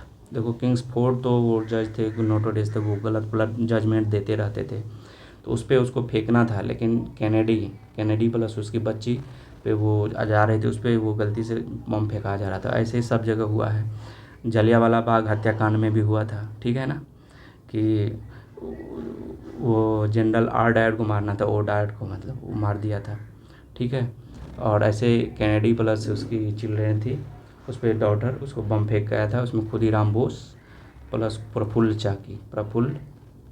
चाकी इसको करने के, मतलब इसका नेम स्वीडो नेम चेंज करके उन्होंने अपना पासपोर्ट से गए थे फेंकने के लिए। कौन कि ये खुदीराम बोस इम्पोर्टेंट है, हरेंद्र सरकार के नेम से। और प्रफुल्ल चाकी थे दिनेश चंद्र पांडे। ठीक है, इसे याद रखना। तो इसमें जो है none of the above answer हो जाएगा, इसमें है ही नहीं कैनेडी। इस पर फेंकना था लेकिन फेंका गया दूसरे पर ना। और इसके डिफेंस लॉयर कौन थे? कालिदास बसु, नाम रखना, कालिदास बसु एक इम्पोर्टेंट है, बाकी तो और थे, बाकी देख लेना। ठीक है, उसके बाद during the Champaran visit Mahatma Gandhi about how many peasant statement recorded. तो ये 8,000 से 10,000 के आसपास में था, इसके बुक में भी लिखा हुआ। बाकी इसमें ऑप्शन मुझे लग रहा है ये एरर है, ये डिलीट होगा। ठीक है, तो देखना इसके लेफ्टिनेंट गवर्नर कौन थे उस समय? Lieutenant Edward gate. हॉबॉक तो डीएम, हॉबॉक याद रखना, डीएम। उसके बाद ब्रज किशोर प्रसाद को ये इन्होंने ही रेजोल्यूशन तैयार किया था चंपारण वाला, राजकुमार शुक्ला जो दिए थे, तो और संत राउत उसके साथ आए थे, तो उसको सोल ऑफ द चंपारण सत्याग्रह बोलते हैं। उसमें दो तरह, एक था सराह बेसी टैक्स था और तवन टैक्स था, याद रखना। 41 तरह का टैक्स थे, राजेंद्र प्रसाद ने अपने बुक में लिखा है। उसका बतख मियाँ वाला याद होगा, गांधी जी को जान बचाए थे। ठीक है, ये एक्ट कब आया था? चंपारण एग्रेरियन वाला, ये एक्ट आपका आया था 4 मार्च 1918 को। ठीक है, बिल कब आया था? 29 नवंबर। ये डेट पूछा हुआ है इसीलिए मैं लिखा रहा हूँ, ऐसे नहीं लिखा रहा हूँ, 1917 में। ठीक है, बाकी चंपारण एग्रेरियन कमेटी बना था, जिसके FG सलाई उसके चेयरमैन थे। बाकी उसमें रेन थे, अदानी, रेड, रैनी, इसके बाद हरिहर प्रसाद को कृत्यानंद शर्मा रिप्लेस किए थे। एलसी अदानी और गांधी इतने थे। रिपोर्ट सबमिट कब किया था? तो ये रिपोर्ट सबमिट किया था 4 अक्टूबर 1917 को। तो इतना आप याद रखना चंपारण से। और तो बहुत चीज़ है, बाकी तिनकठिया से ज़्यादा 3/20। बाकी उसके साथ बहुत सारे लीडर और ये हुए थे। तो ये सब था। लॉर्ड इरविन वाला भी याद रखें। लॉर्ड इरविन जो था उसी में रसोइया थे कौन? ये बतख मियाँ। वो अरविंद दूसरा था, वो प्लांटर एसोसिएशन था ना, उसके थे। एक और क्वेश्चन आता है, चंपारण सत्याग्रह का विरोध कौन किए थे? तो ये एनजी रंगा थे, किसान लीडर जो थे, इसलिए विरोध कर रहे थे। ये बोल रहे थे केवल जो आप आउटसाइडर के लिए कर रहे हैं, कि बाहर वाले ज़मींदार तो इंडिया के भी हैं जो शोषण कर रहे हैं इस किसान पे, इसीलिए वो कर रहे थे। बाकी एक और था, गांधी जी के एंट्री को अपोज कर रहे थे जे एम विल्सन थे, जो कि सेक्रेटरी ऑफ बिहार थे पीजेंट एसोसिएशन के। ठीक है, अब देखते हैं 70 number question. Note correctly match पूछा है। देखो, कल्याणन शर्मा बरहिया ताल मुंगेर में तो था ही, उसको चानन सत्याग्रह भी बोलते हैं, बरहिया ताल भी बोलते हैं, मुंगेर का था। यदुनंदन शर्मा रेवड़ी सत्याग्रह भी था, रेवड़ी सत्याग्रह गया और अरवल एरिया में। उसके बाद यमुना कारजी जो था, पंडोल नहीं था, पंडोल से सूर्य नारायण सिंह थे, सूर्य नारायण सिंह, जो कि जेपी को कंधा पे, और उसके साथ जो और था बैकुंठ शुक्ला, ये सब जो था, तो ये भी कंधा पे उठा के जेपी को लाए थे। उसे सूर्य नारायण सिंह को ही बोला जाता है भगत सिंह ऑफ भारत, तो भगत सिंह ऑफ बिहार। ठीक है, तो भगत सिंह ऑफ बिहार कौन है? सूर्य नारायण सिंह। बिहार का गांधी कौन है? राजेंद्र प्रसाद। बिहार का लेनिन कौन है? जगदेव प्रसाद। इस पर मूवी आया तो क्वेश्चन बन सकता है। और बिहार का सरदार पटेल कौन है? तो अनुग्रह नारायण सिंह। तो ये याद रखना है। ठीक है, राहुल शंकर अन्नावारी मूवमेंट जो था, ये भी चलाए थे सारण से। तो इतना याद रखना आपका। आप पंडित जमुना कारजी जो था, जो दरभंगा प्लस मुजफ्फरपुर से थे। ठीक है, इसका एक ये आता था हुंकार, उसमें वो हिंदी वीकली था, उस पर वो 1940 में करते रहते थे पब्लिश इससे। ठीक है, अब बाकी भगत सिंह देख लिए, सूर्य नारायण सिंह को बोलते हैं, पटेल बोलते हैं अनुग्रह नारायण सिंह को, गांधी राजेंद्र प्रसाद को, आइंस्टीन बोलते हैं वशिष्ठ नारायण सिंह को, लेनिन बोलते हैं बाबू जगदेव प्रसाद को। तो इतना याद रखना, इससे क्वेश्चन बन जाएंगे। ये किसान लीडर पीजेंट वाला था। और आप बताना कि बिहार प्रोविंशियल किसान सभा पहला सोनपुर में हुआ था, सहजानंद सरस्वती। उसके बाद सेकेंड वाला गया में पुरुषोत्तम दास टंडन, भागलपुर वाला फिर सहजानंद सरस्वती में, तो 3 हुआ था, ये याद रखना। ठीक है, ऑल इंडिया किसान सभा तो 1936 में लखनऊ में था। ये सत्यमेव जयते कहाँ से लिया गया है? तो मुंडका उपनिषद से था। ठीक है ना।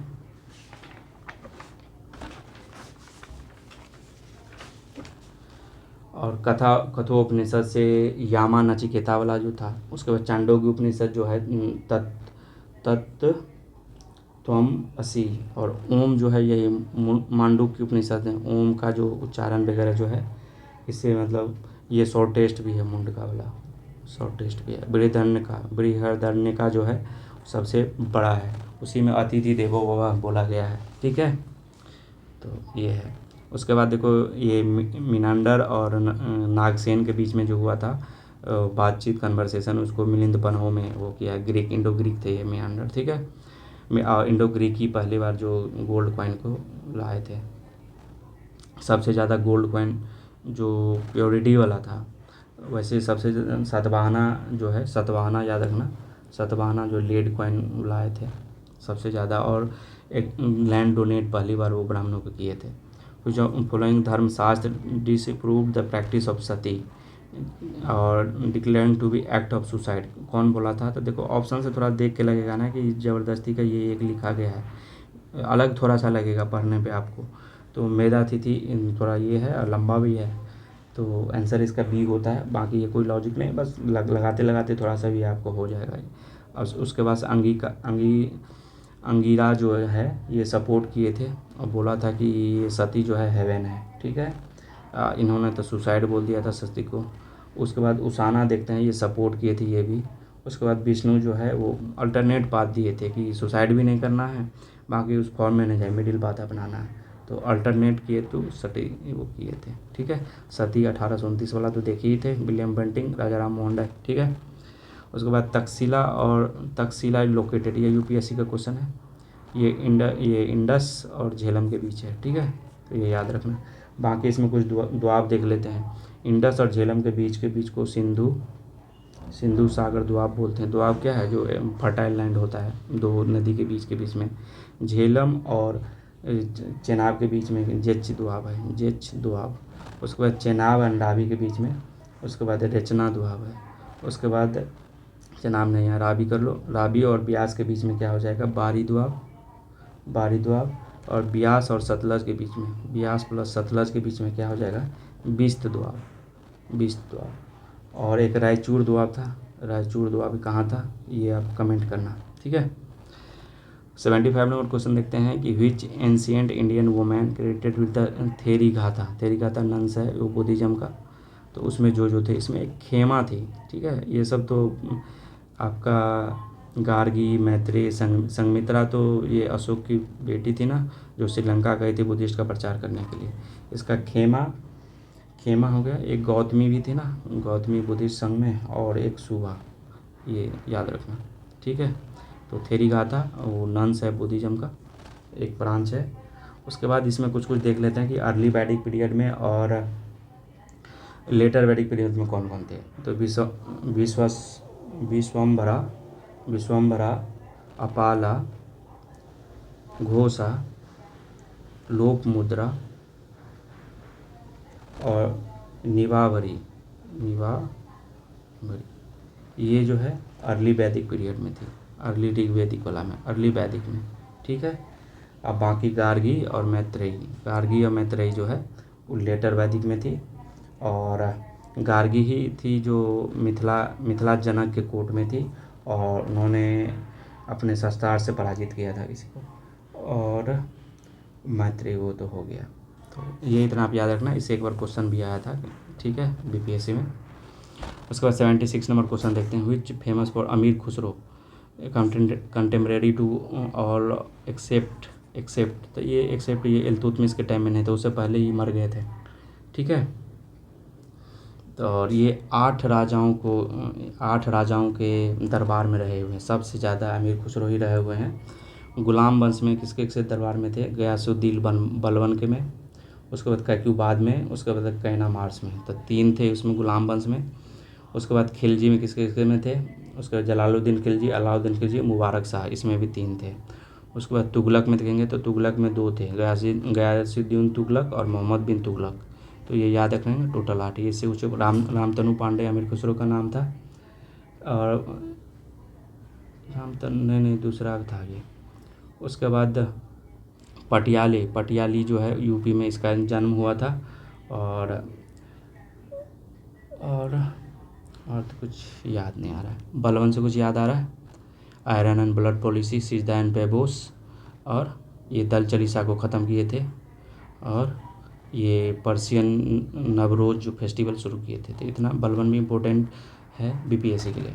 उसके बाद अबुल फजल देखते हैं। अबुल फजल जो आईन अकबरी था, जो किसके आईन अकबरी इन्होंने लिखा था, और अकबरनामा, आईन अकबरी अकबरनामा अबुल फजल का था।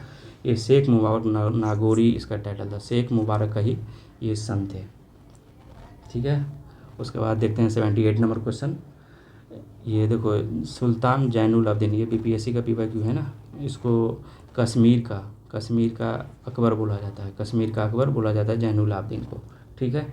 अब बताना कि 3 फीमेल हुई है जो अभी तक 3 फीमेल जो गद्दी पर बैठी है। एक तो रजिया सुल्तान थी, एक तो ककातिया किंगडम का था, क्या था नाम उसका नाम भुला रहा हूँ। एक वो दिद्दा थी जो कि जम्मू से ही थी। तो दिद्दा, ये ककातिया किंगडम का जो नाम बहुत अच्छा है, कमेंट करना आप, ठीक है। तो एक तो रजिया सुल्तान हो गई, दिद्दा हो गई, और एक ककातिया किंगडम का, ठीक है। Original name of Tansen of the famous musicians court of the Akbar. तो इसका तानसेन का रामतनु पांडे था, ठीक है। और तानसेन टाइटल किसके द्वारा दिया गया था? ये बीपीएससी पीवाईक्यू है, अजय यूपीएससी का है।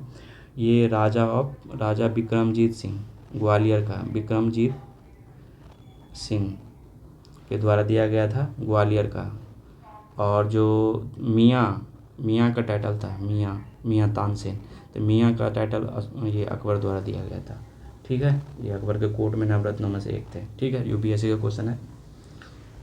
उसके बाद 4 नेवल तुरुत जो था, ये किस में था? ये बुद्धिज्म, इसमें 3 जेवेल्स था जैनिज़्म का। उसके बाद जैनिज़्म में एक था 5 ग्रेट भोग। कौन कौन सा था? अहिंसा, सत्य, अस्तेय, ब्रह्मचर्य और अपरिग्रह। ठीक है। उसके बाद जैनिज़्म में और क्या था? सोल को इम्पोर्टेंस दिया गया था। इवेन बोलता था कि आप टैबलेट वगैरह नहीं खाओ, इससे जड़ मर जाते हैं। अनेकांतवाद का सिद्धांत और सैयदवाद का सिद्धांत किसका है? जैनिज़्म का है। बुद्धिज़्म में देखते हैं, बुद्धिज़्म में 8 फोल्ड पाथ है, अब बाकी तो ये है ही। ठीक है। और 4 नोबल ट्रूथ में क्या क्या है? इसमें है दुख, समुदय, निरोध और मोग, ये 4 है। ठीक है। 81 नंबर देखते हैं। Which of the following term describe the increase in temperature in altitude. Normal lapse rate क्या होता है? टेम्परेचर डिक्रीज करता है ना, कि 165 मीटर पे 1 डिग्री सेल्सियस डिक्रीज करता है, तो ये गलत है। एडियाबैटिक हीटिंग में होता ही नहीं, आइसोथर्मल टेम्परेचर कांस्टेंट होता है। इन्वर्जन टेम्परेचर ज्योग्राफी में पढ़े होंगे, वही होता है ना, कि टेम्परेचर हाइट बढ़ने से टेम्परेचर जो है वो घटता है। तो ये 81 नंबर हो गया। 82 नंबर क्वेश्चन देखते हैं। Indian city was planned by the architect Edwin Lutyens. Lutyens Delhi के नाम से फेमस, न्यू दिल्ली है। चंडीगढ़ का कौन किया था? कार्बूजियर किया था, कार्बूजियर।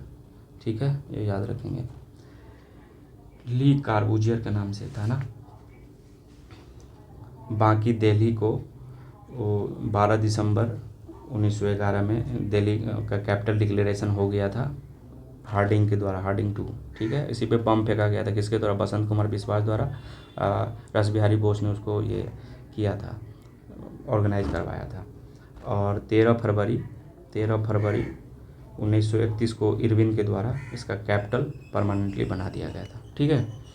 83 नंबर क्वेश्चन देखते हैं। यूनेस्को वर्ल्ड हेरिटेज साइट में, इसमें बताना 44 साइट किसका है? 44 साइट टेंजिबल में। ठीक है। टेंजिबल में 44 साइट जो है मराठा का किला बन गया है, मराठा का किला। 43 वाला क्या था? मोइदम था। मोइदम तो क्या था? मोइदम तो था ये आसाम में, आसाम किंगडम, उस समय वहाँ का जो किंगडम था अहोम किंगडम, उसका कब्रिस्तान था ये। तो मोइदम, ये यूपीएससी इस बार पूछ दिया था मोइदम वाला। ठीक है। मराठा का किला था, टोटल 12 किला था, उसमें एक जिंजी में था जो कि तमिलनाडु में है, बाकी और महाराष्ट्र में 11 था, तो इतना याद रखना। उसके बाद इंटेंजिबल में, इंटेंजिबल में था अभी दिवाली 16 वाला साइट हो गया है, दिवाली। ठीक है। और 15वां साइट कौन था? गरबा था, तो गरबा। 14वां वाला कौन था? वेस्ट बंगाल का दुर्गा पूजा था। तो इतना याद रखें, गरबा वाला यूपीएससी पूछ चुका है।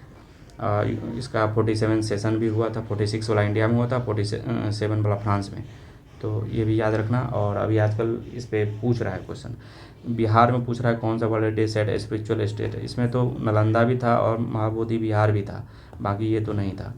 तो आप देखो क्या आंसर लेता है, या तो इधर होगा या दोनों ले लेगा। ये 2002 में हुआ था और ये 2016 में हुआ था, तो देख लेना। ठीक है।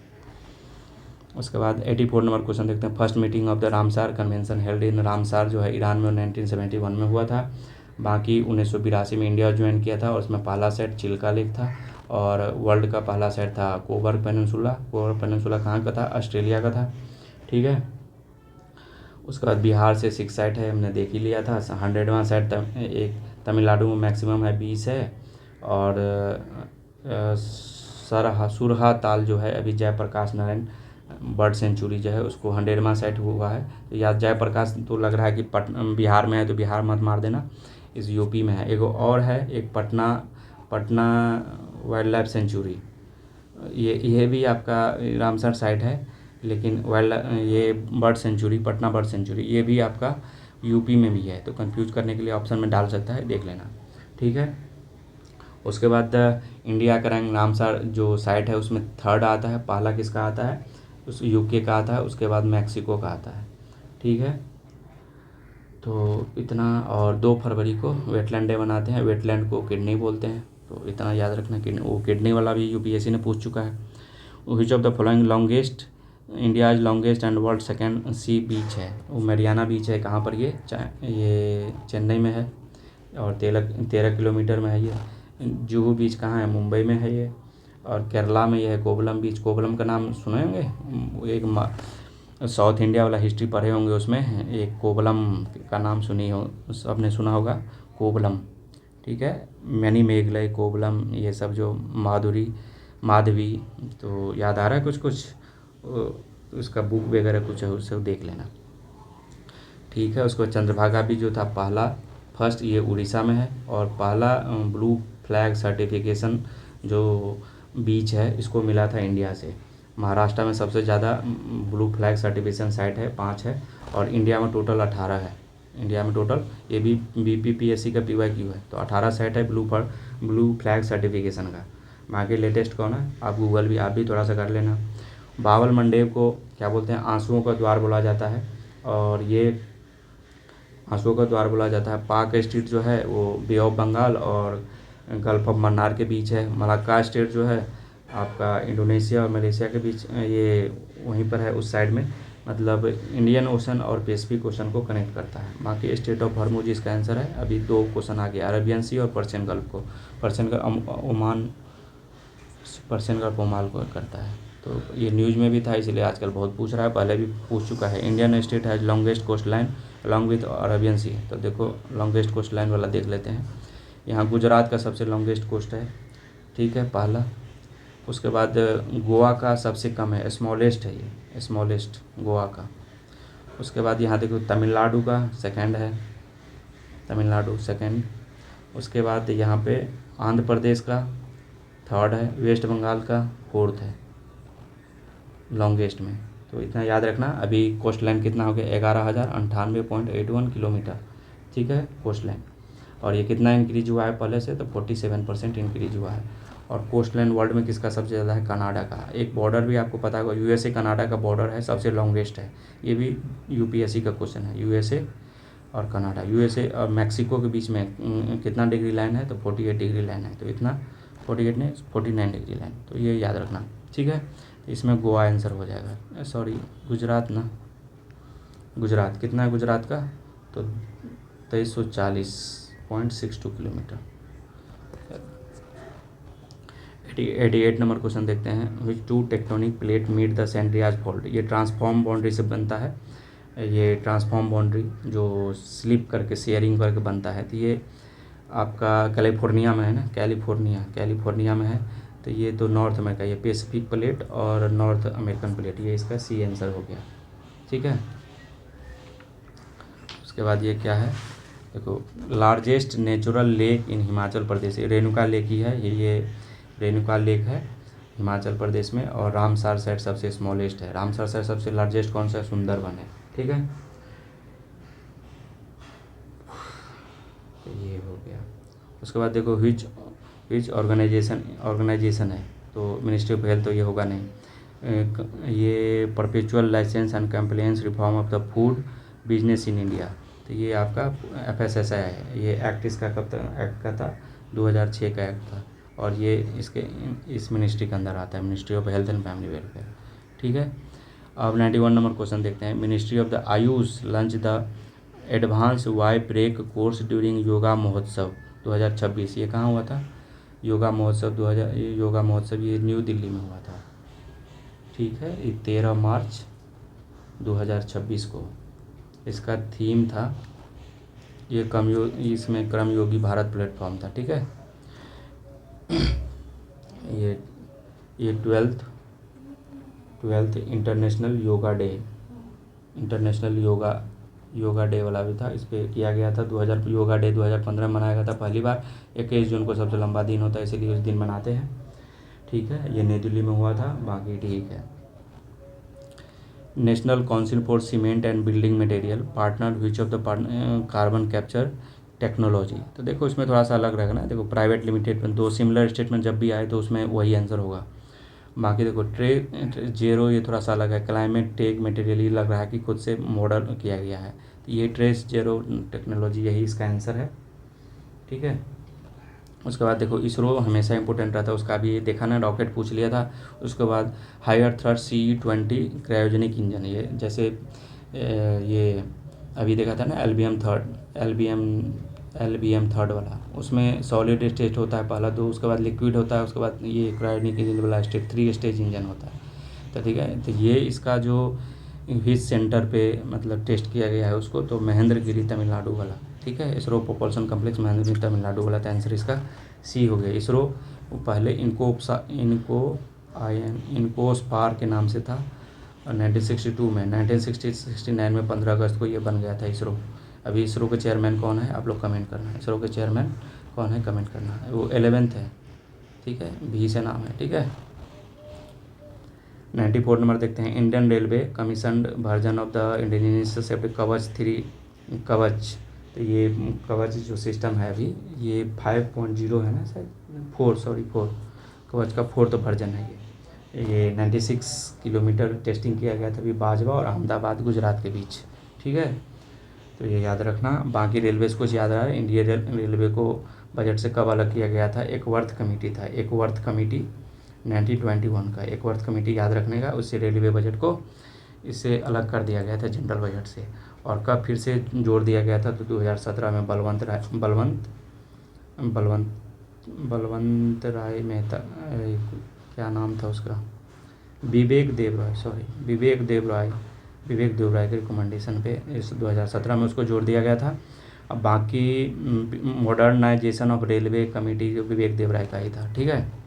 वंदे भारत ट्रेन जो है अभी फर्स्ट स्लीपर ट्रेन चला है किसके किसके बीच, तो ये चला है हावड़ा से ये आसाम के बीच चला था, गुवाहाटी के बीच, ठीक है, स्लीपर ट्रेन।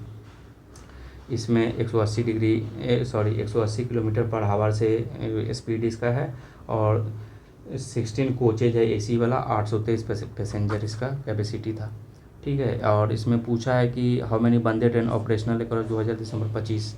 ये देखो थोड़ा डाटा अलग अलग थोड़ा सा बनाता है ना, तो इसी में से कुछ होगा। पहला मारते नहीं तो 164 है टोटल, ठीक है।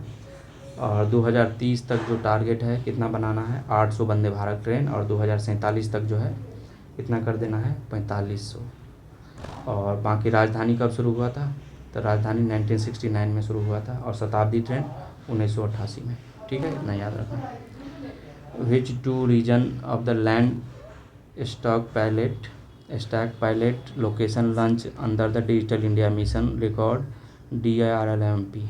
पता नहीं है, इसको नहीं होता। वैसे मैंने गूगल किया था, इसका आंसर आपका ये पांडिचेरी तमिलनाडु आ रहा था ना शायद, नहीं Chandigarh and Tamil Nadu, sorry, union territory पर चंडी। देखो इसमें भी जो सेम, देखो ये इसको सेम बनाया, इसको सेम बनाया, तो ये तो होगा नहीं, फिर भी मतलब थोड़ा सा एलिमिनेशन थोड़ा सा लगाना ये सब। अब फर्स्ट वाला ऑप्शन तो कभी भी मत ही जाना।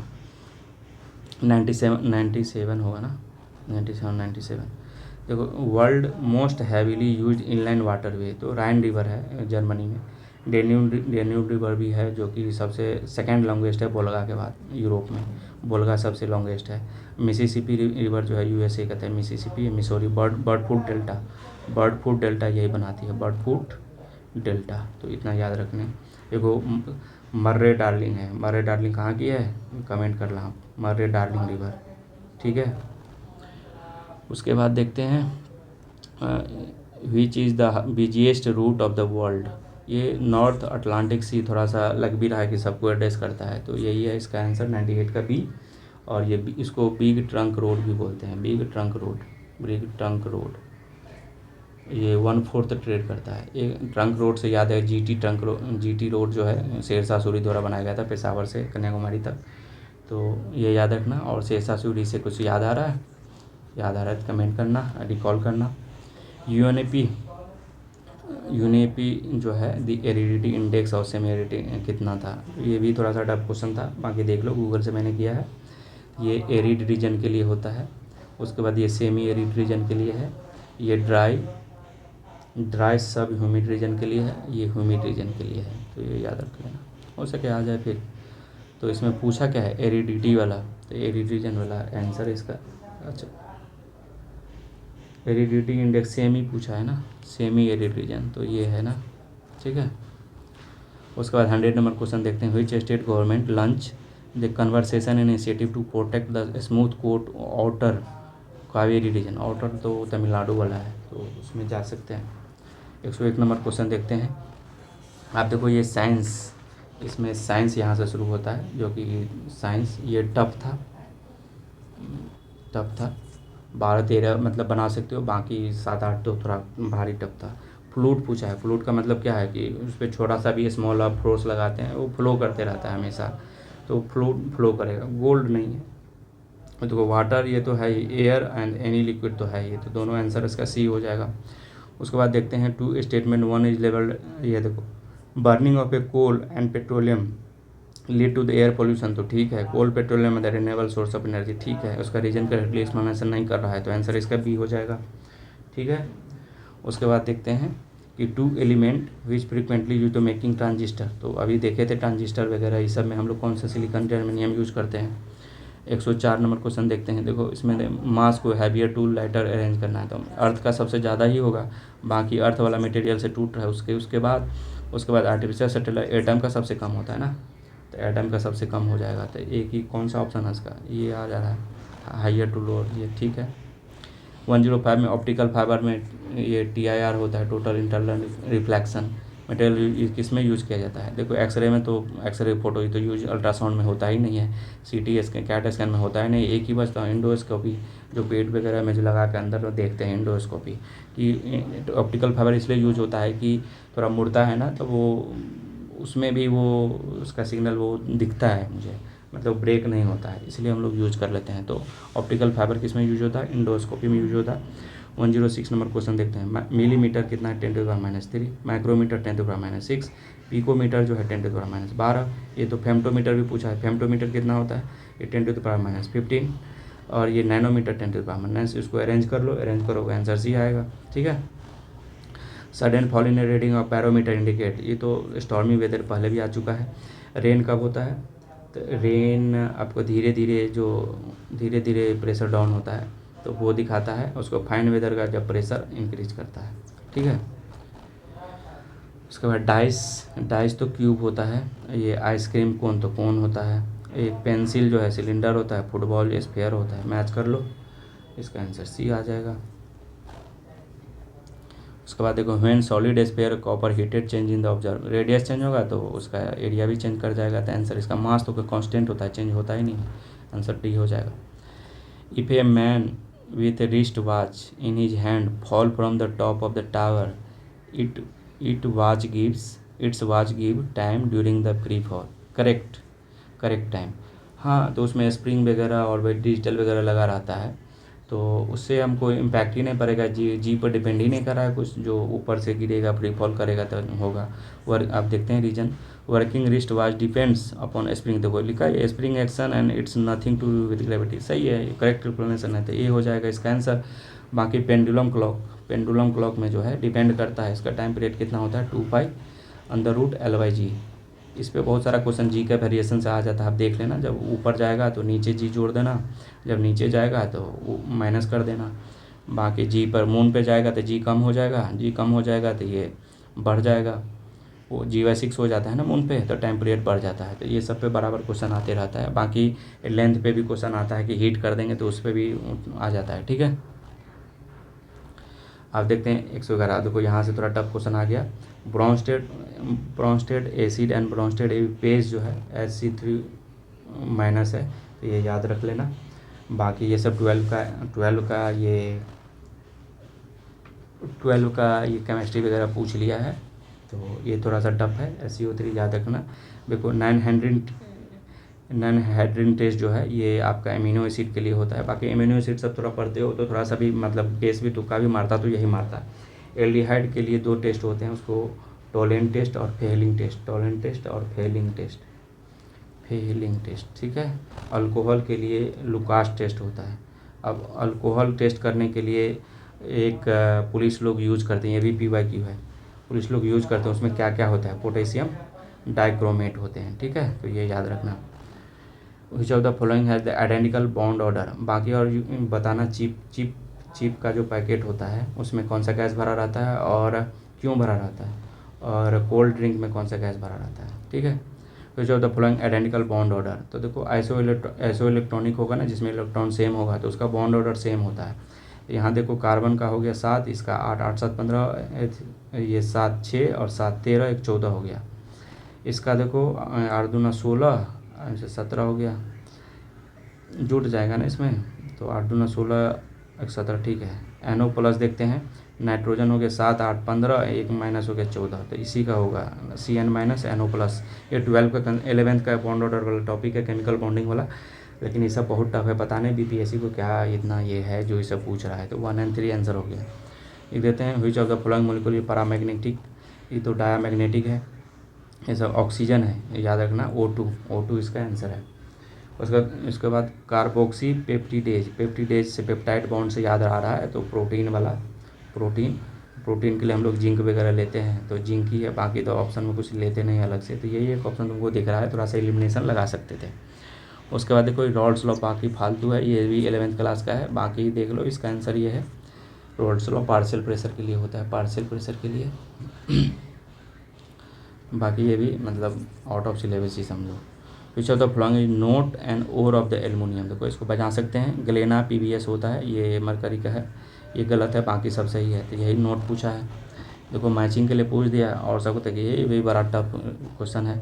SF3 स्वार्ज रिएजेंट होता है, थोड़ा साइंस बैकग्राउंड है मेरा, इंजीनियर हूँ तो इसीलिए इसको थोड़ा सा कर पा रहा हूँ। स्वार्ज रिएजेंट थोड़ा सा याद आ रहा है 12 वाला, बाकी तो नहीं। बाकी D का 2, देखो D का 2 एक ही में ऑप्शन है तो इससे आंसर हो जा रहा है, बाकी टफ है ये क्वेश्चन, छोड़ सकते हैं इसको। छोड़ने के लिए 10-15 क्वेश्चन छोड़ ही दोगे 150 में तो क्या है, कटअप कौन सा ज़्यादा जाता है, ठीक है। उसके बाद देखते हैं सॉल्यूशन दैट आर pH 5 मतलब 7 से कम है तो एसिडिक होता है, बाकी ये सब देखो लंबा लंबा लिखा हुआ है, ठीक। ए लार्ज इक्विलिब्रियम कांस्टेंट, अब देखो इक्विलिब्रियम कांस्टेंट के बारे में कुछ देख लेते हैं। एक तो आर्हेनियस इक्वेशन होता है, आर्हेनियस इक्वेशन, ये क्या होता है, इक्विलिब्रियम कांस्टेंट जो होता है A e⁻, ये एक्टिवेशन एनर्जी होता है अपन RT, मतलब टेम्परेचर पे केवल डिपेंड करता है ये, ठीक है। और एक ये होता है A मान लो प्लस B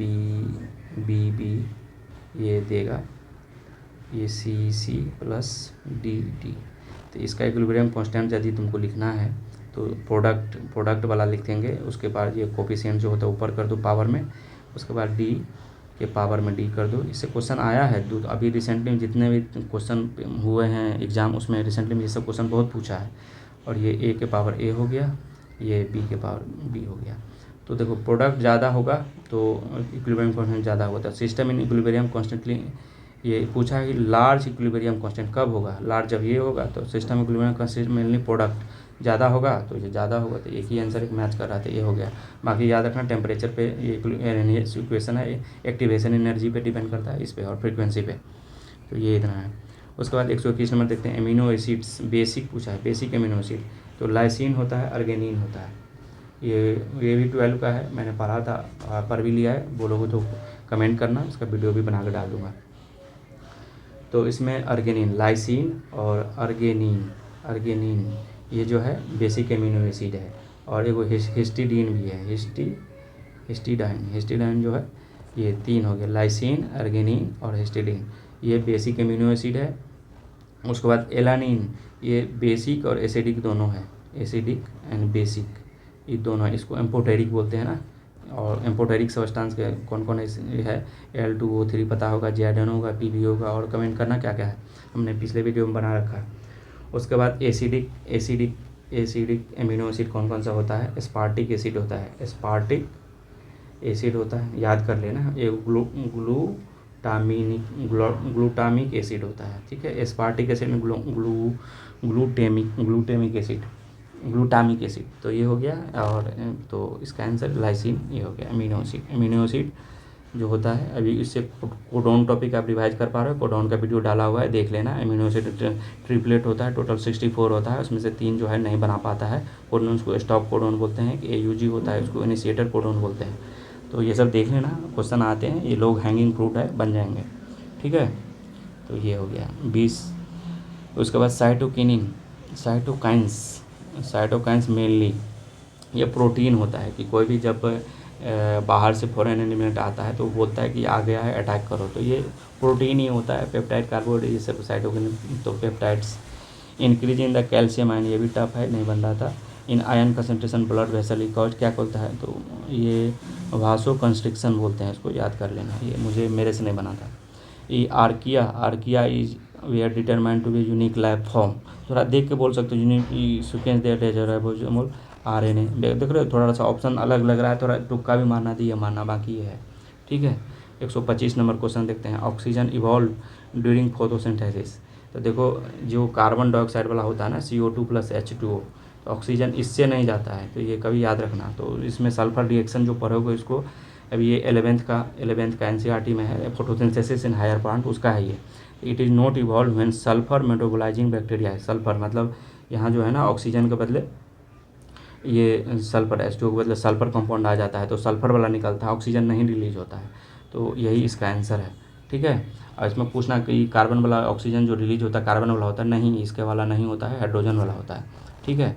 हीट कंटेंट देखो आप इंट्रॉपी भी देख लेते हैं, इंट्रॉपी वाला भी क्वेश्चन आते रहता है ना। अभी एक क्वेश्चन था MDO पेपर में कि बॉयल एग को बॉयल करेंगे तो इंट्रॉपी क्या होगा, डिसऑर्डरनेस क्या होगा, बढ़ेगा घटेगा। तो देखो इंट्रॉपी जो होता है सॉलिड का सबसे कम होता है, उसके बाद लिक्विड का होता है, उसके बाद गैस का होता है। गैस का पार्टिकल बहुत दूर दूर होते हैं तो बहुत रैंडमनेस है। इंट्रॉपी क्या होता है, रैंडमनेस होता है, रैंडमनेस। तो गैस का जो पार्टिकल होता है बहुत दूर दूर होता है, इसलिए रैंडमनेस ज़्यादा है, उससे उसमें कम है तो इंट्रॉपी कम हो गया। सॉलिड में बहुत पास पास होते हैं तो रैंडमनेस कम है तो उसका इंट्रॉपी कम होता है, ठीक है। वैसे इंट्रॉपी देखोगे change in entropy delta Q upon T होता है, तो इसे याद रखना, टेम्परेचर से इन्वर्सली प्रोपोर्शनल थोड़ा सा होता है, ठीक है। तो इसे याद रखना। तो जब हम बॉयल करेंगे तो वो सॉलिड हो जाएगा ना, तो इसका एंट्रोपी कम हो जाएगा, तो रैंडमनेस डिक्रीज होगा। तो MDO का पेपर में 2025 में हुआ था, उसमें आया था। हीट कंटेंट देखते हैं, जैसे किसी के पास थार गाड़ी है तो वो क्या दिखाता है कि दबंग आदमी है। वैसे हीट कंटेंट क्या दिखाता है, किसी भी सिस्टम में कितना हीट है उसके पास, तो इसको एच से डिनोट करते हैं। तो U+PV होता है, U होता है इंटरनल एनर्जी, ये होता है बाउंड्री वर्क। तो वर्क भी पूछ देगा तो वर्क क्या होता है, वर्क होता है कि प्रेशर इनटू वॉल्यूम का जो एरिया। ये भी ADO में पूछ लिया था एक ये ग्राफ देख करके P और V में। तो PV का एरिया जो बताता है तो क्या बताता है मेरा, ये प्रेशर है, ये वॉल्यूम है। तो प्रेशर वॉल्यूम का वो वर्क बताता है, तो वर्क डन, ठीक है, वो साइक्लिक होता है, ठीक है। और यही यदि हीट कौन बताएगा, तो TS डायग्राम का, T टेम्परेचर, S इंट्रॉपी। तो TS डायग्राम का एरिया मुझे क्या बताएगा, तो TS डायग्राम का एरिया मुझे हीट बताएगा, ठीक है। तो ये हो गया। और U+PV देख लिए, ये वर्क है PV, तो हीट कंटेंट इंथैल्पी बताता है, तो ये इंथैल्पी। और इसका फार्मूला आता है U+PV, U इंटरनल एनर्जी है, PV वर्क है, PV वर्क ये देख लिए। इससे भी कंसेप्ट, ये साइंस का अच्छा कंसेप्ट है, रिपीट होगा क्वेश्चन, आप बना दोगे। टफ क्वेश्चन आ रहे हैं इसे बन देंगे। MSC मोलिकुल आर प्राइमरली, ये भी रिस्पॉन्स, ये भी पता नहीं था। बाकी यहाँ देखो एक ही ऑप्शन उस तरह से अलग थोड़ा सा लग रहा है, एंटीजन पर जनरेट तो T सेल, तो इसे पढ़े हुए ना, T cell, B cell, lymphatic cell, एक B सेल होता है, T सेल होता है। B सेल जो होता है ये आपका एंटीजन बनाता है, एंटीबॉडी। B सेल जो है ये एंटीबॉडी बनाता है, एंटीबॉडी। लेकिन T सेल जो है एंटीबॉडी नहीं बनाता है, मतलब ये सेल में घुस गया तब ये अटैक करता है। B सेल क्या होता है, जब कोई फॉरेन एलिमेंट जो घुसता है मेरे शरीर में तो B सेल एंटीबॉडी बनाता है, उस पर अटैक करता है। तो जब वो सेल पे अटैक नहीं किया होता तब B सेल काम करता है, जब सेल को खा जाता है तब वो ब्रेक करके histamine, T cell histamine release करता है, वो ब्रेक करता है। तो ये थोड़ा सा फंक्शन है उसका, याद रखना। उसके बाद इसी से एंटीबॉडी से याद आ रहा है क्या, एंटीबॉडी से इम्यूनोग्लोबिन याद रहा है, इम्यूनोग्लोबिन जिसको एंटीबॉडी बोलते हैं। IG इसको गेमेट से याद रखते हैं, GAMED। तो IG में सब लगाते रहो, IgA, IgG, IgM, IgD। IgM जो है, IgM क्या करता है, पहला फर्स्ट रिस्पॉन्डर होता है कोई भी फॉरेन पार्टिकल आता है तो। और G वाला हो गया, उसके बाद E वाला जो होता है उसको हाइपर सेंसिटिविटी भी बोलते हैं, IgE को। बाकी A वाला जो है मिल्क में होता है, और मदर वाला एक G वाला भी है। तो मदर से प्लेसेंटा के थ्रू G से जाता है, A जाता है। तो मदर से एक तो फीटस में जाता है, एक बच्चों में जाता है, तो ये दो ही है IgG। तो देख लेना, इसका वीडियो मैंने डाल रखा है, आप इम्यूनोग्लोबिन डालना, BPSC आ जाएगा। ये आजकल बहुत पूछ रहा है तो इससे आप बन जाएंगे क्वेश्चन। 129 क्वेश्चन देखते हैं कि paracrine signalling molecule usually have limited range because of their. तो देखो उस तरह से भी आप देख रहे हो ना कि जो क्वेश्चन थोड़ा सा अलग लगे, बड़ा बनाया है कुछ करके, तो वही आंसर होता है, रेपिडली डिग्रेडेड एंड अनस्टेबल। तो ये 129 का ये आपका हो गया B। ये भी थोड़ा सा टफ क्वेश्चन ही था, मतलब छोड़ो 10-15 क्वेश्चन तो ऐसे भी उस तरह का छोड़ने के लिए ही मतलब बना रहा है आजकल। तो ठीक है, ये इसमें होता क्या है ना कि पैराक्रीन सिग्नलिंग में मतलब शॉर्ट डिस्टेंस जो सेल के हम इंफॉर्मेशन कम्युनिकेशन, सेल कम्युनिकेशन करते हैं कि स्प्रेड ज़्यादा नहीं हो, जितना ही दूर हमको करना है उतना ही हो पाए। तो वही एक लिमिटेड रेंज इसलिए है कि रेपिडली डिग्रेड अनस्टेबल हो जाता है। ठीक है। 127 नंबर क्वेश्चन है, plasma content which of the following important, clotting तो फाइब्रिनोजन था ना, तो याद रखेंगे क्लोटिंग। एक ये है ना विटामिन के, ये भी क्लोटिंग का काम करता है। उसके बाद प्लेटलेट्स वाला आपको याद आ रहा है, ये भी क्लोटिंग का काम करता है। इसमें ये हेमोफीलिया होता है ना, एक हेमोफीलिया, जिसमें ब्लड क्लोटिंग नहीं होती है, तो इसी कारण होता है। तो ये विटामिन वाला याद, हेलोक्विनिन इसको बोलते हैं, याद आ गया। उसके बाद 130 वाला देखते हैं, activation of beta 2 adrenergic beta 2 adrenergic receptor in smooth muscle because muscle relaxation. इसमें जो होता है ना, कैल्शियम लेवल डिक्रीज हो जाता है, तो मसल रिलैक्सेशन हो जाता है। तो ये याद रखना, ये भी थोड़ा सा टफ था, छोड़ दो, क्या दिक्कत है। उसके बाद देखो 131 से मैथ आ गया है। मैथ का देख लेते हैं कुछ।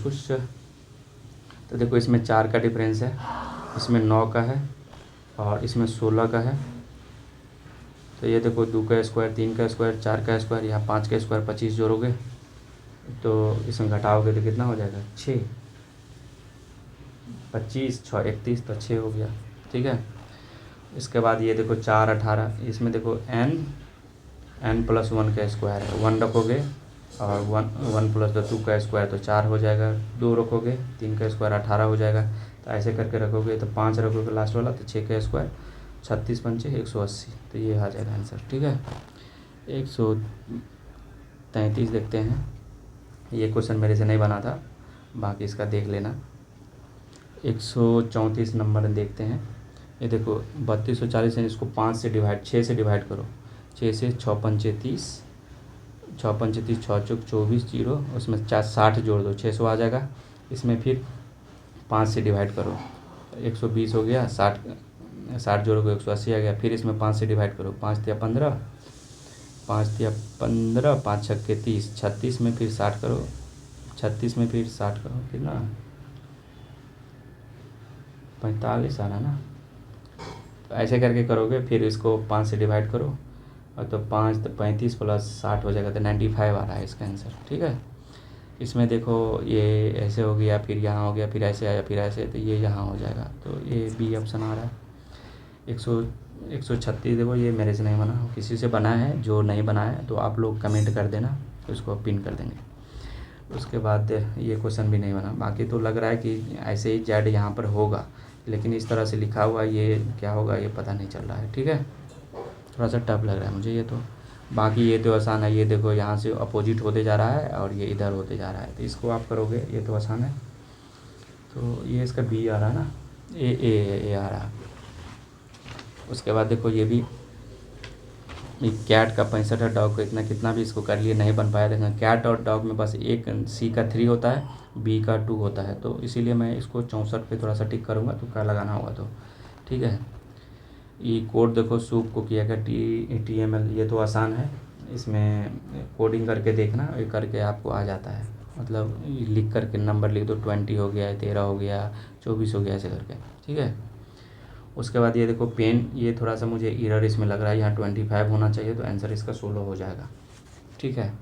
बाकी देख लेना इसका नंबर, सबसे पहले नंबर देखो ना, 16 14 5, इसको जोड़ दो, माइनस घटा दो तो 25 आ जा रहा है। इसको देखो G7 हो गया, 4 हो गया, ये O का 15 हो गया, तो 7 4 11 में से 15 घटाओगे -4 हो गया, तो ऐसे कैप का करोगे तो 16 आ जाएगा, ठीक है। देखो पार्क को कोड किया गया, ये तो नॉर्मल कोडिंग है, CAPE का। देखो C इसमें है ना, C इसमें, तो C वाला कितना है, C वाला 6 है। उसके बाद A इसमें है 2 वाला 4 है, 6 4 6 4 6 4, एक ही ऑप्शन है, आंसर A आ गया 142 वाला, तो सही है ये। 143 नंबर क्वेश्चन देखते हैं। 143 नंबर, इसमें भी देखो अपोजिट करके दिया हुआ है। देखो D का 4 होता है, इसमें 23 में जोड़ोगे 27 हो गया, अपोजिट लेटर। तो ऐसे ही इसमें देखो L का कितना है 12, 12 15 27, तो ये सही है। उसके बाद देखो F 6 हो गया, तो ये नहीं होगा। L कितना 12, ये हो सकता है, ये तो ये डिलीट हो गया। अब इधर से देख लेते हैं, इसमें भी देखो C कितना है, 3 24 से करोगे 27 हो जाएगा, तो 21 में हम कितना जोड़ेंगे 27, 6 F वाला एक ही है, तो ये आंसर आ गया, ठीक है। 144 वाला देखते हैं। देखो इसमें नंबर यहाँ कितना है, 6 है, तो यहाँ देखो 6। उसके बाद ईज में 2 लेटर है, इसमें 1 लेटर है, लेटर वाइज है। तो इसमें देखो ही प्लेड है, इसमें भी सेम ही है, देन इसका कोड तो 5 वाला कौन सा है, देखो ये 5 है, ये 5 है, ये 6 है, 6 है, तो ये नहीं होगा, ये नहीं होगा। बाकी 2 वाला, 2 वाला एक ही है, तो ये हो गया। ठीक है, यह नंबर जितना लिखा हुआ ना इसमें कितना नंबर है, लेटर है, नंबर ऑफ लेटर। ये भी नहीं बन पाया था, किसी से बनता है तो कमेंट करना। ठीक है, उसके बाद 146 वाला देखोगे, इसका मतलब सिंपल सा मैचिंग है, ये देखोगे मिलाओगे तो ये आंसर आ रहा है। डेथ तो होगा नहीं, बाकी से कोडिंग हो जाता है, ये नहीं तुरंत एलिमिनेट हो जाता है, बना के चेक करना। ठीक है, तो ये भी आपका आसानी है। उसके बाद 147 देखते हैं, ये मतलब नहीं बना था मेरे से। 148 नंबर देखेंगे, ये भी तो बहुत आसान है। देखो, some teachers are doctor, all doctors are villager, all villagers are handsome. Some handsome, देखो 148, some handsome are teacher, some handsome, ये यहाँ पर 50 है, यहाँ सम हैंडसम। 50 100 का कंसेप्ट वाला देखा है, नहीं देखा है तो रीजनिंग देख लेना, या फिर जैसे आप बनाते हो बनाना। मैं तो 50 100 मान के ही बनाता हूँ। तो ये सम विलेजर्स आर टीचर, देखो सम विलेजर्स आर टीचर, इसको कट जाएगा तो ये भी सही बनता है, तो ये सही है। सम विलेज, ये सही है। Some handsome are teacher, some handsome are teacher, तो ये भी सही हो जा रहा था। यहाँ इसका बोथ सही हो जा रहा है, 148 का बोथ। उसके बाद 149 नंबर क्वेश्चन देखते हैं, उसमें भी है सम। देखो यहाँ some apple are banana, some apple are banana, ये सही है। सम बनाना आर ऑरेंज, सम बनाना और ऑरेंज, ये भी सही है। Some coconuts are apple, some coconuts are apple, यहाँ सम ऑल, यहाँ देखो ऑल बनाना कर दिया ना, यहाँ 50 ही है, यहाँ ऑल में 100 हो जाता है ना, तो ये 2 गलत हो गया, तो आंसर इसका डी आ रहा है। उसके बाद 150 नंबर क्वेश्चन देखते हैं। देखो, only few glasses are a spoon, only few, यहाँ लिखा है कि all glasses are a spoon, तो 1 तो गलत हो जाएगा, तो ये 2 गलत हो गया। बाकी अब देखो, ये सम plates are glasses, some plates, देखो ऑल है तो 50 तो हो ही जाएगा। सम plates are glasses, some plate are glasses, ये सम प्लेट्स आर ग्लासेस, तो सही है ये, तो 2 इसका सही है, तो आंसर इसका बी हो गया। तो ये फुल पेपर आपका हो गया। थैंक यू, और इसको आप लोग एक बार कर लेना। और बहुत लोगों का मैसेज आ रहा था, कमेंट आ रहा था सिमुलेटर टेस्ट के लिए, सिमुलेटर जो 1 आया था उसका सोल्यूशन, तो टाइम का थोड़ा किल्लत है, टाइम मिलते ही मैं डाल दूँगा।